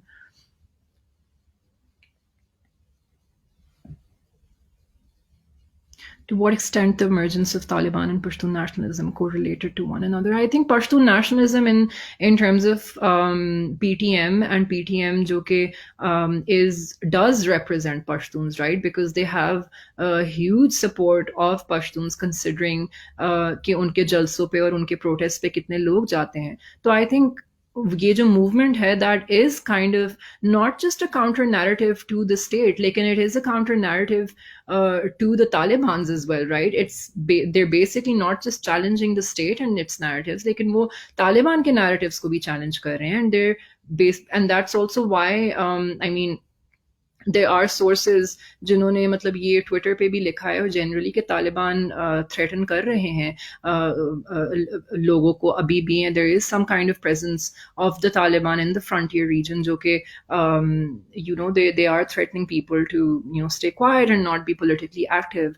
And I think कि वो एक threat exist करता है Pashtun nationalism का तालिबान की तरफ, and I think the PTM is an outcome of what the state did in the frontier, and it's also an outcome of what the Taliban did in the frontier. And I think it's the people's way of saying that enough is enough.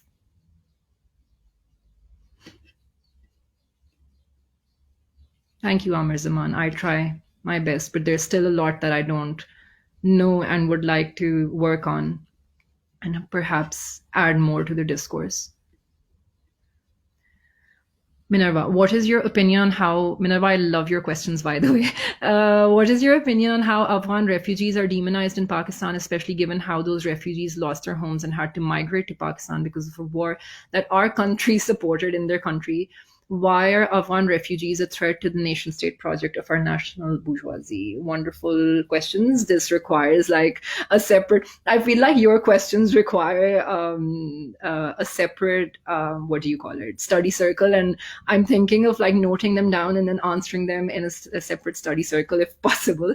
लेकिन हाँ, Afghan refugees को बहुत demonize किया जाता है. I think, I mean, considering the fact that they're still not considered as nationals offered citizenship of the citizenship, they basically exist as undocumented ghosts in the country. There are also reports कि उनके जो refugee camps हैं, या जो not refugee camps, but जिन आबादियों में वो रहते हैं, उनके घर अभी तक रेड किए जाते हैं. पुलिस वाले उनके घरों को रेड करते हैं, वो रिश्वत के लिए रिश्वत ले लेते हैं, based on obviously their identity and how they exist in Pakistan, right? कर लेते हैं, and वो पैसे दे देते हैं, and then they go away, and then they come back some other time. It's also interesting कि अभी पिछले एक साल में जितना मैंने नोट किया था, स्पेशली जब बीच में पीटीएम की काफ़ी के पीटीएम के काफ़ी जलसे होना शुरू हो गए थे. I also noticed that there was a surge in associating criminality with Afghan identity. I don't know कि ये किसी ये again I'm sorry, this is not something that's an academically verifiable thing, but जितनी मेरी ऑब्जर्वेशन थी कि उस time में बहुत ये नैरेटिव था कि हाँ, और वो जो चोर था यहाँ, वो जो रेपिस्ट था, वो जो था ना, वो अफगान था, वो अफगान था. And there was this constant discussion about Afghan identity and its association, and was constantly being associated with criminality. And that really makes one think about how criminality was associated by the British with certain identities as well, and was codified in law, right?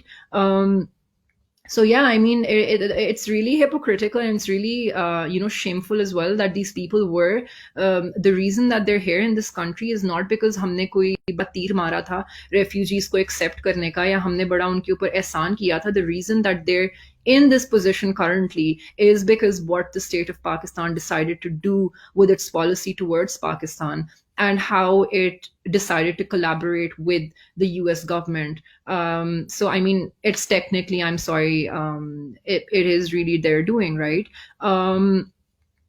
तो ये जो अक्सर मतलब इमरान खान साहब भी बातें करते हैं कि हमने इतने बड़े इतने ज़्यादा रेफ्यूजीज आज तक किसी ने नहीं एक्सेप्ट किए. Well, we had to, right? We had to because we were the perpetrators, and we basically led them to the condition that we pushed these we pushed those people to become refugees, right? So it was an outcome of our policy, and it's great that for once we did take responsibility of it. But then again, we still have no mechanism in place जिसमें हम इन refugees के लिए उसके beyond भी कुछ कर सकें, right? Afghan refugees are a threat to the nation state project because it's, I mean, and I think this is the reason why they're also not being given any citizenship, because I mean, apart from the different identities that exist within Pakistan, jo ke they're wrestling for control, and they're wrestling for autonomy, and they're wrestling for some kind of space within Pakistan. उसके साथ साथ एक Afghan identity भी आ जाए तो वो तो बहुत बड़ा मसला हो जाता है कि ऑलरेडी भी जो हैंडल करने की कोशिश करें वो नहीं हैंडल किए जा रहे, तो और भी हो गए. It also adds Afghan refugees also add to the Pashtun demographic, right? Depending on obviously के are they Afghan Pashtuns, because Afghanistan ke andar bhi, I know we conflate Afghans with Pashtuns, but Afghanistan ke andar bhi bahut zyada ethnic identities hain. So, but if they're Afghan Pashtuns, then obviously unki collaboration with Pashtun identity, and then Pashtuns ki jo Afghanness hai, jo ki wo kehte hain ki we're Afghans, right? If that somehow gets more people from the Afghan refugees and wo ek collaboration ho jaye, so that's obviously going to be very problematic as well for these national bourgeoisie, not just in terms of the nation state project, in terms of who is a Pakistani, but also in terms of power and votes and क्या कहते हैं the census and कितने पश्तून्स हैं और कितने पंजाबी हैं और कितना कौन है. तो yeah I definitely think Afghans are a threat, and that's why we'd like them to be just roaming around with no identification and no citizenship, and as ghosts in the country as opposed to actual citizens. And I think it is something that we need to, and we should offer them if we truly do feel that we're really nice people and we've done them a huge favor. Then I think why not take it to the next step.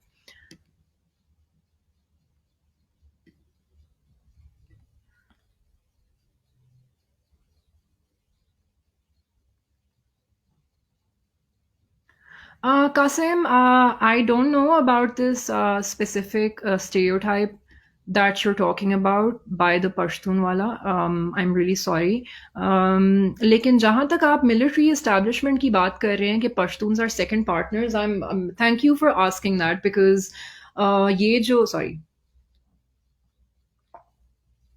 ये जो बात है finally ये मैंने नहीं की क्योंकि मैं एक्सपेक्ट करी थी कि ये सवालों में आएगी, और ये हमेशा सवालों में आती है कि मिलिट्री इस्टेब्लिशमेंट में पश्तून्स हैं तो आप लोग क्या कहते हैं कि आप लोगों के पास पावर नहीं है. There are two things. I hope I don't like remember a third one and then ramble on.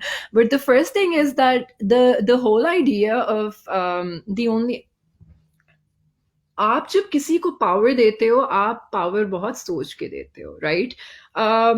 This is also a way of, I mean, the same way that Khans and Maliks were given power to rule over Pashtuns for someone else was a policy, right? It wasn't because they liked just a few Pashtuns and unko ji zamine de di, right?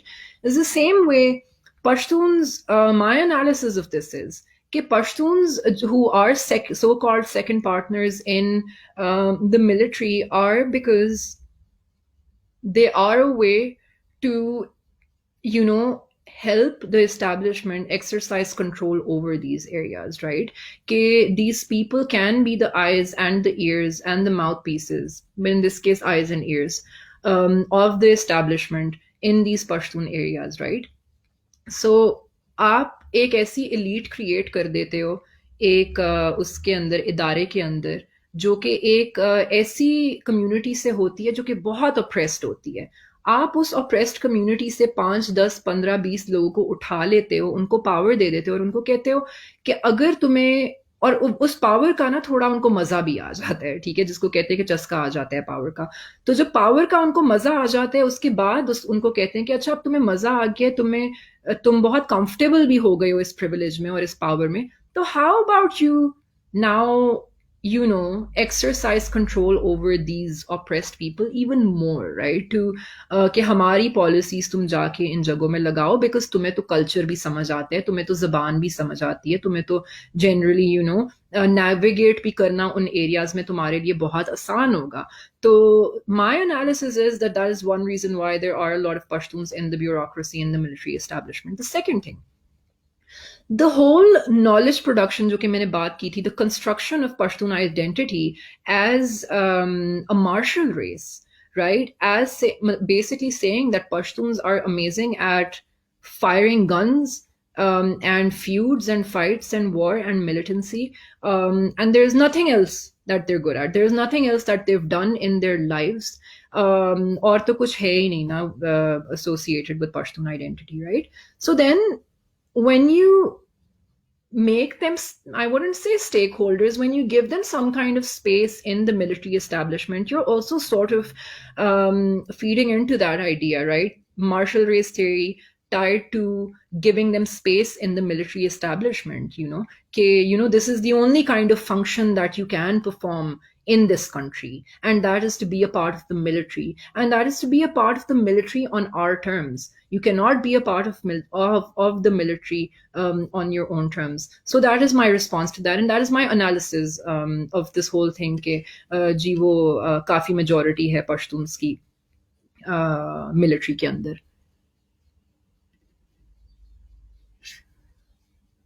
ओ जोर से बोल, sorry sorry sorry, मैं पीछे हो गई थी थोड़ा सा.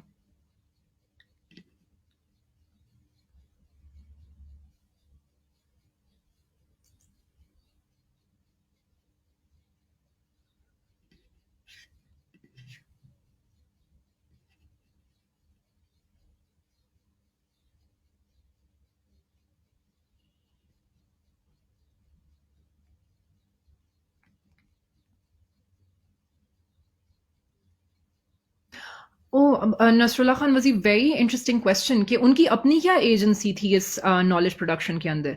This is something that I actually dare talk about in my dissertation as well, कि सिंपली टू से कि they were passive receivers of, कि उनका तो कोई कि बस ब्रिटिश जी लिखते जा रहे थे और ब्रिटिश जी बस फिक्शनलाइज कर रहे थे और फैब्रिकेट कर रहे थे, और पश्तून्स की अपनी जी कोई भी उनका इनपुट नहीं था इस knowledge production के अंदर. I think that is incorrect.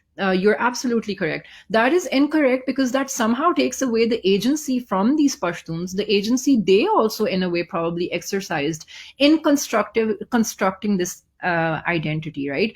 They did not have agency in countering this identity formation, but they surely did have agency in contributing to this identity formation. And I'll explain why. Because ये जो British जो मैं बार बार पोजिशनैलिटी की बात करी थी कि military officers थे, ऑफिशियल्स थे, तो नेचुरली जिस तरह उन्होंने आइडेंटिटी के बारे में लिखना था वो एक मिलिट्री टनल विजन से ही लिखना था। उनको क्या था कि उनकी पर्सनल लाइफ्स कैसी हैं, उनका और कल्चरल जो और चीज़ें हैं, not related to resistance and feuds and war and honour, उसके अलावा जो कल्चरल चीज़ें हैं उनको क्या था, उनको कोई इंटरेस्ट नहीं था उस चीज़ के अंदर, right? So they were only interested in things that were important to them and their control and their power, right? So naturally वो लोग तो उन चीज़ों को ऑब्जर्व कर रहे थे। बट आगे से ये बात नहीं है कि जब कॉलोनियल ऑफिशियल्स ये फॉर्म कर रहे थे रिस्पॉन्स नहीं आ रहा था। Obviously Pashtuns as well, they were resisting. They were resisting because there was an expansionist policy. So जब एल्फिनस्टोन ने फेवरेबली लिखा पश्तून्स के बारे में, वो इसलिए लिखा बिकॉज नॉट बिकॉज वो ब्रिटिश अलायंस कर रहा था, बट वो इसलिए भी लिखा कि बिकॉज जो पश्तून्स को इक्वली ट्रीट किया जा रहा था, the Pashtuns were also kind to him, right? They were also offering companionship and allegiance to the British. And that is why they did contribute to that identity formation. Similarly, when things went south and the British started expanding, and वो aggressive हो गए, and they started treating Pashtuns as a problem, right? So naturally the Pashtuns also started resisting, and जो जंगे भी हुई, बंदूकें भी चली, और भी बहुत कुछ हुआ, right? तो वो जब हुआ तो naturally the British were like, oh, ये तो मार्शल रेस है, और ये तो बहुत रेजिस्ट कर रहे हैं, और ये तो बहुत ही they're very very militant in their energy. So their conception was constructed because of the response that these Pashtuns were giving. So the Pashtuns did have agency. They were responding, and somehow those responses were being recorded in how the British were perceiving the Pashtuns, right? But the problem is that perception was very limited. वो एक holistic understanding नहीं थी पश्तून्स की, वो एक बहुत military tunnel vision, जिसकी military officials की, उनके इंटरेस्ट की, और उसकी तरफ जो रेजिस्टेंस आ रही थी, ऑब्वियसली रेजिस्टेंस आती है, उस रेजिस्टेंस का एनालिसिस था, और वो रिकॉर्ड हो रहा था।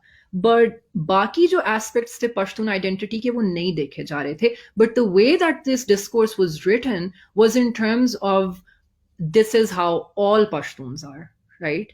There was no visibility for other aspects of the Pashtun identity and reality, and definitely no visibility of women either, and the sort of agency that they had.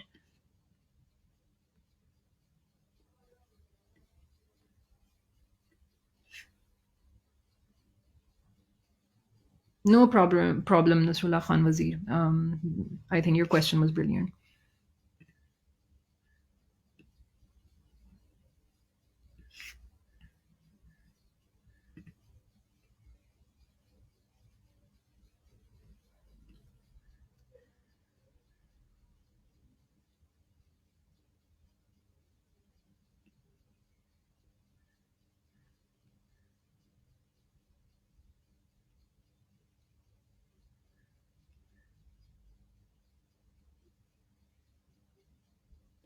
अच्छा, Maliha Kiani, the politics exclusiveness.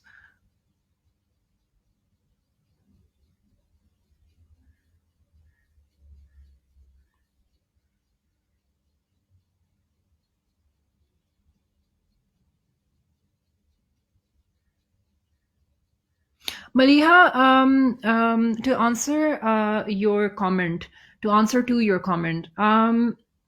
I think this is a very incorrect way of looking at reality. I think जो intersectionality है ethnicity की, class की, religion की, caste की, वो intersectionality अगर आप appreciate ना करें, और उसका analysis आप ना करें in how certain people are oppressed in this country, then I think आपका analysis बहुत limited होगा, और वो बहुत flawed होगा. Because there are अगर class is a very big issue. I mean, as a socialist organization, because this is on WDF's page, we do talk about class as a very big issue, and I think that is what our politics is all about.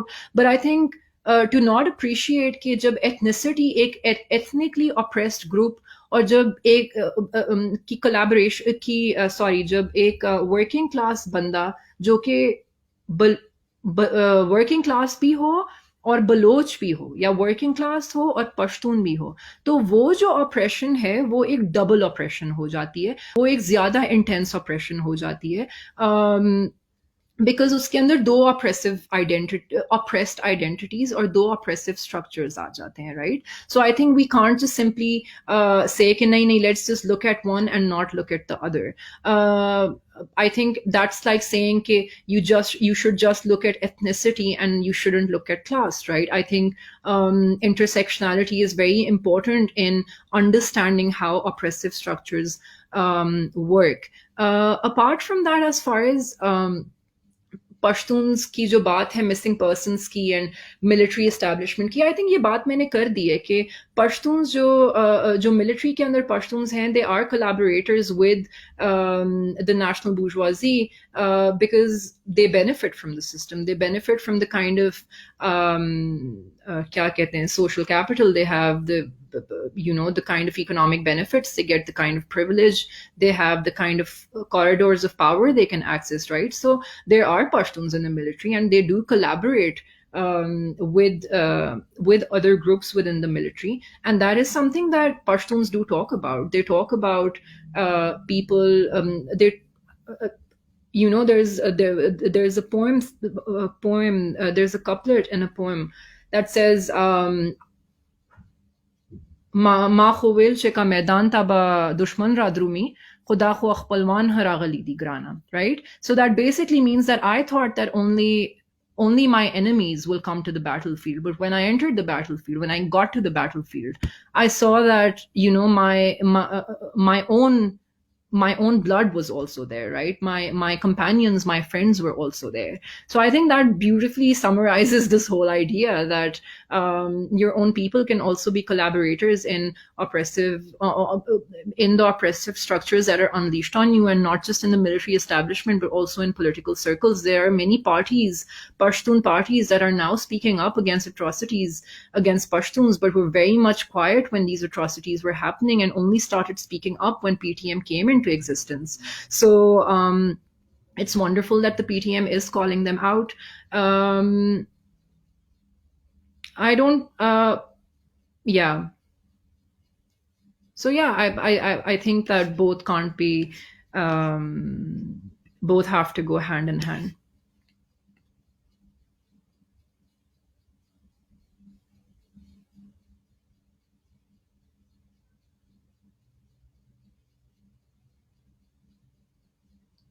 Yeah, so basically what Minerva also said is the same thing.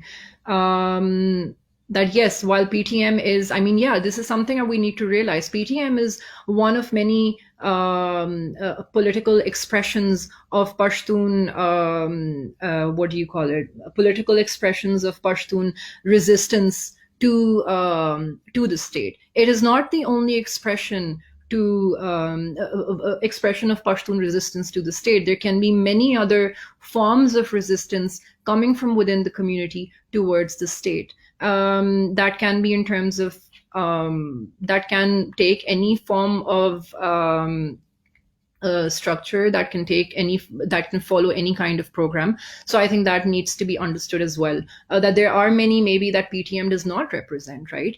And for that they need to form their own kind of movement, their own kind of resistance, and find because I mean and have their own kind of niche.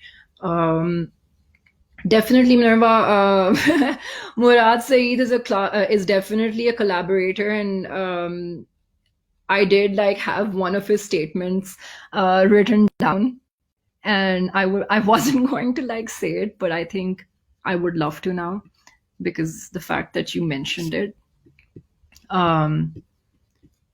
Yeah, I mean, I haven't seen someone as aggressively shameless and aggressively loyal as well, wonderfully. As Murad Saeed, God bless people who have, cheerleaders like Murad Saeed on their side, because, what else do you need? But Murad Saeed, I mean, very recently, while, with his shrill little voice, said that, the state has three main pillars: the parliament, the armed forces, and the judiciary. Now, God knows what kind of democratic system Murad Saeed is looking at. Uh, लेकिन क्या कह सकते हैं मुराद सईद के बारे में? So yeah, I mean, he must be given like a lot of power, a lot of legitimacy, a lot of things, that matter to people who, drunk with privilege and drunk with power, become so comfortable with that kind of privilege that they shed, that they just forego or just don't care about, just being horrible human beings. I have no academic word for like describing Murad Saeed, but yes, I think he's one of the many who have collaborated with the dominant, to oppress the other. Govinda ठीक है बासित अली साहब. Govinda is a legend, but anyway, that's not the point here. um, Masood Masid.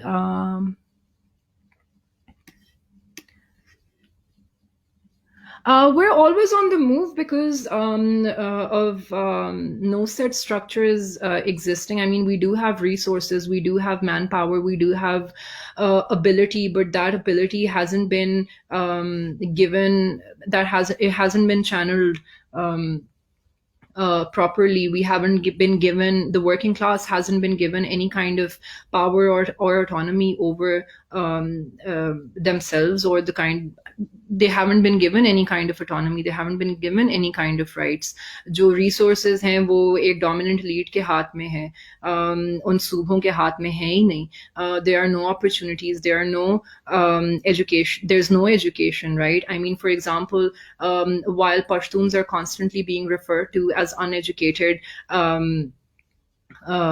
जाहिल्स, इस तरह की language use की जाती है, तो छल्ली वाला है, ये तो खान है, ये तो जी, इस तरह की, भाई तो कपड़े बेचता है, इस तरह की बातें होती हैं.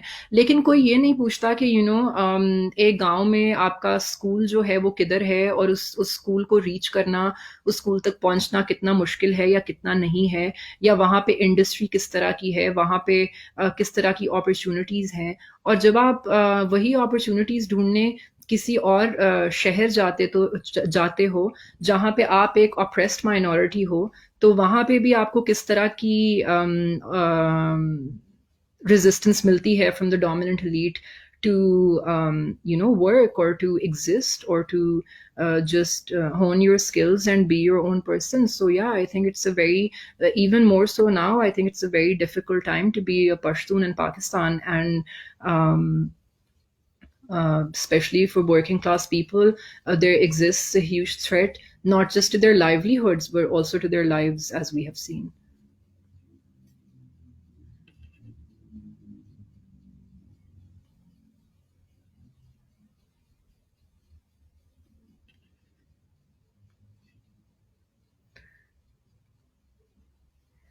Mia Saqib Shah, our Pashtuns, should we rely and stick to our past? Acha, 5 minutes mein I'm going to end this because कोई गोविंदा की फिल्म्स का पूछ रहा है मुझसे, या कोई मुझे अफगानी होने के नाम पे गाली दे रहा है. I'm actually shocked that this didn't come sooner, to be honest. Like, I'm amazed at how many positive people are on here and are being respectful.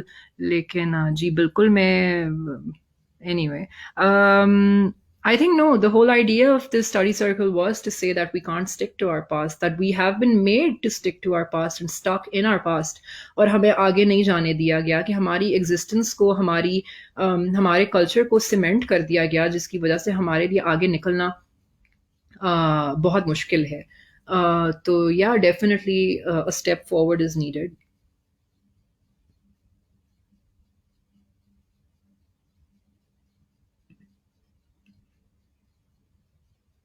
Just going to wait another 3 minutes. If there are any more questions, I'll be taking one last question.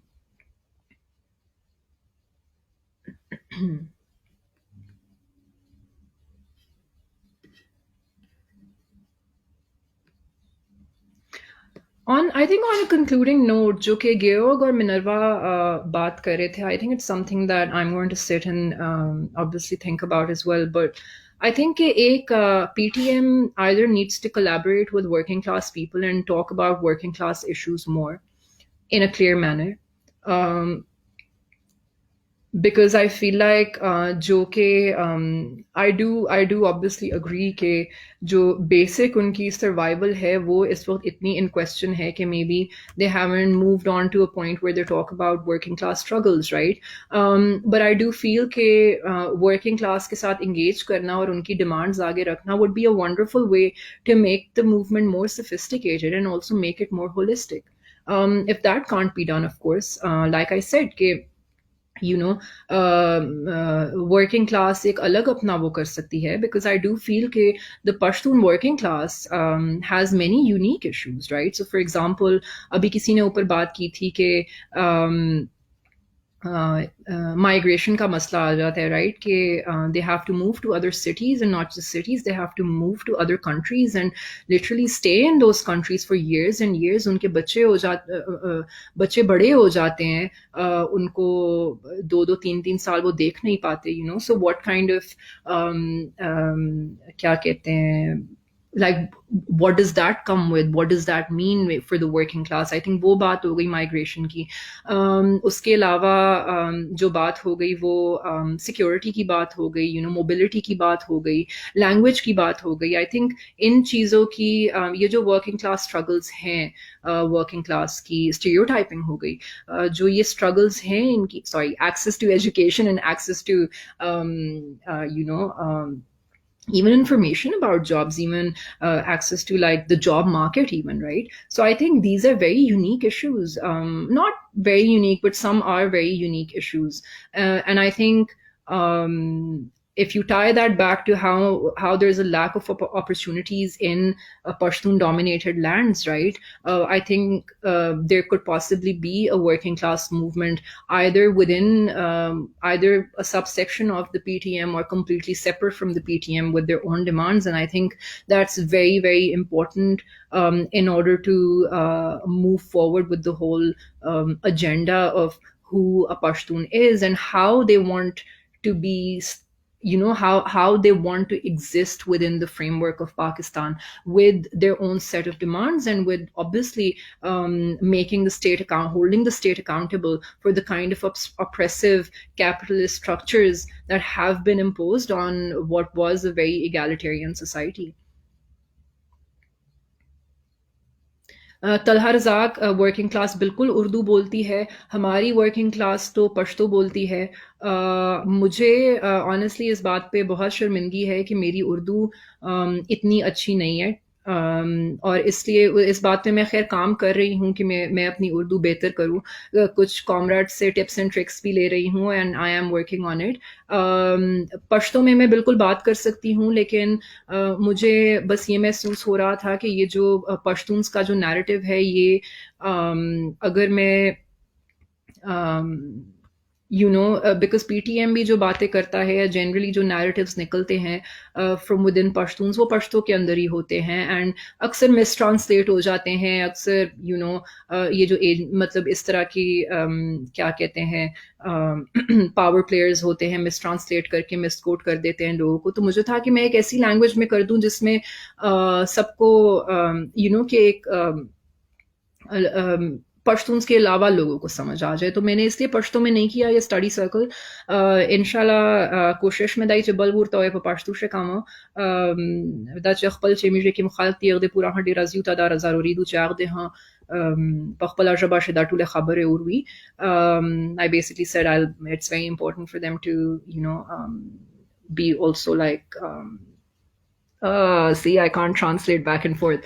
Anyway, but yeah, अभी मैंने अंग्रेजी में की है. इंशाल्लाह उम्मीद है कि एक वक्त आएगा जब मैं ये सारा स्टडी सर्कल उर्दू में कर सकूंगी और अच्छे तरीके से.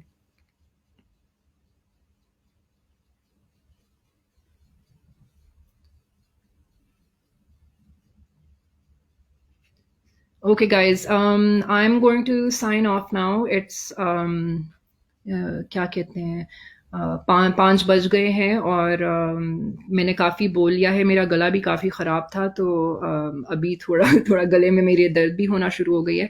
तो लेकिन ज़्यादा ये बात है कि मैं काफ़ी देर तक बोलती रही हूँ और 2 घंटे का इसका टाइम होता है। इसके अलावा इस पेज के ऊपर मैं कुछ रिकमेंडेड रीडिंग ज़रूर पोस्ट कर दूंगी। कुछ बहुत ज़बरदस्त रीडिंग्स हैं जो कि मैंने लिस्ट पे नहीं डाली, बिकॉज मुझे ये भी शक है कि आप लोगों को जो 2 मैंने रीडिंग्स पढ़ने को कहा भी था वो भी शायद आपने ना पढ़ी हो। लेकिन इंशाल्लाह आगे आप ज़रूर प्लीज़, जो 2 रीडिंग्स हैं वो बहुत ज़बरदस्त हैं, मैं आई हाईली रिकमेंड देम, वो पढ़ लें और बाकी भी मैं लिस्ट के ऊपर ऐड कर दूंगी, ताकि अगर किसी ने और इस बारे में they would like to find out about these things or read up more about these things, तो obviously they can feel free to do that. अगर आप लोग मुझे कोई educate करना चाहते हैं या सिखाना चाहते हैं, I'm always open to learning and finding out about new things, because obviously I'm also a young, I wouldn't even call myself a researcher, but chale, I am a young researcher and very open to new ideas and knowledge and information. So yeah, बस अपना ख्याल रखिएगा। Thank you so much for tuning in. हमारा अगला lecture series, lecture number 3 जो है वो Minerva का होगा, एंड आई थिंक होपफुली वो सैटरडे को एक कर रही हैं और एक संडे को कर रही हैं कोरोना वायरस के ऊपर, एंड एक उर्दू में होगा, एक इंग्लिश में होगा। उनकी उर्दू बहुत ज़बरदस्त है, तो क्या कहते हैं, उनकी उर्दू बहुत ज़बरदस्त है, and hopefully someday I can speak the same kind of Urdu as her and obviously address you in a language that's easily accessible and is obviously yeah, easily understandable. So yeah, khuda hafiz, khudai paman, goodbye.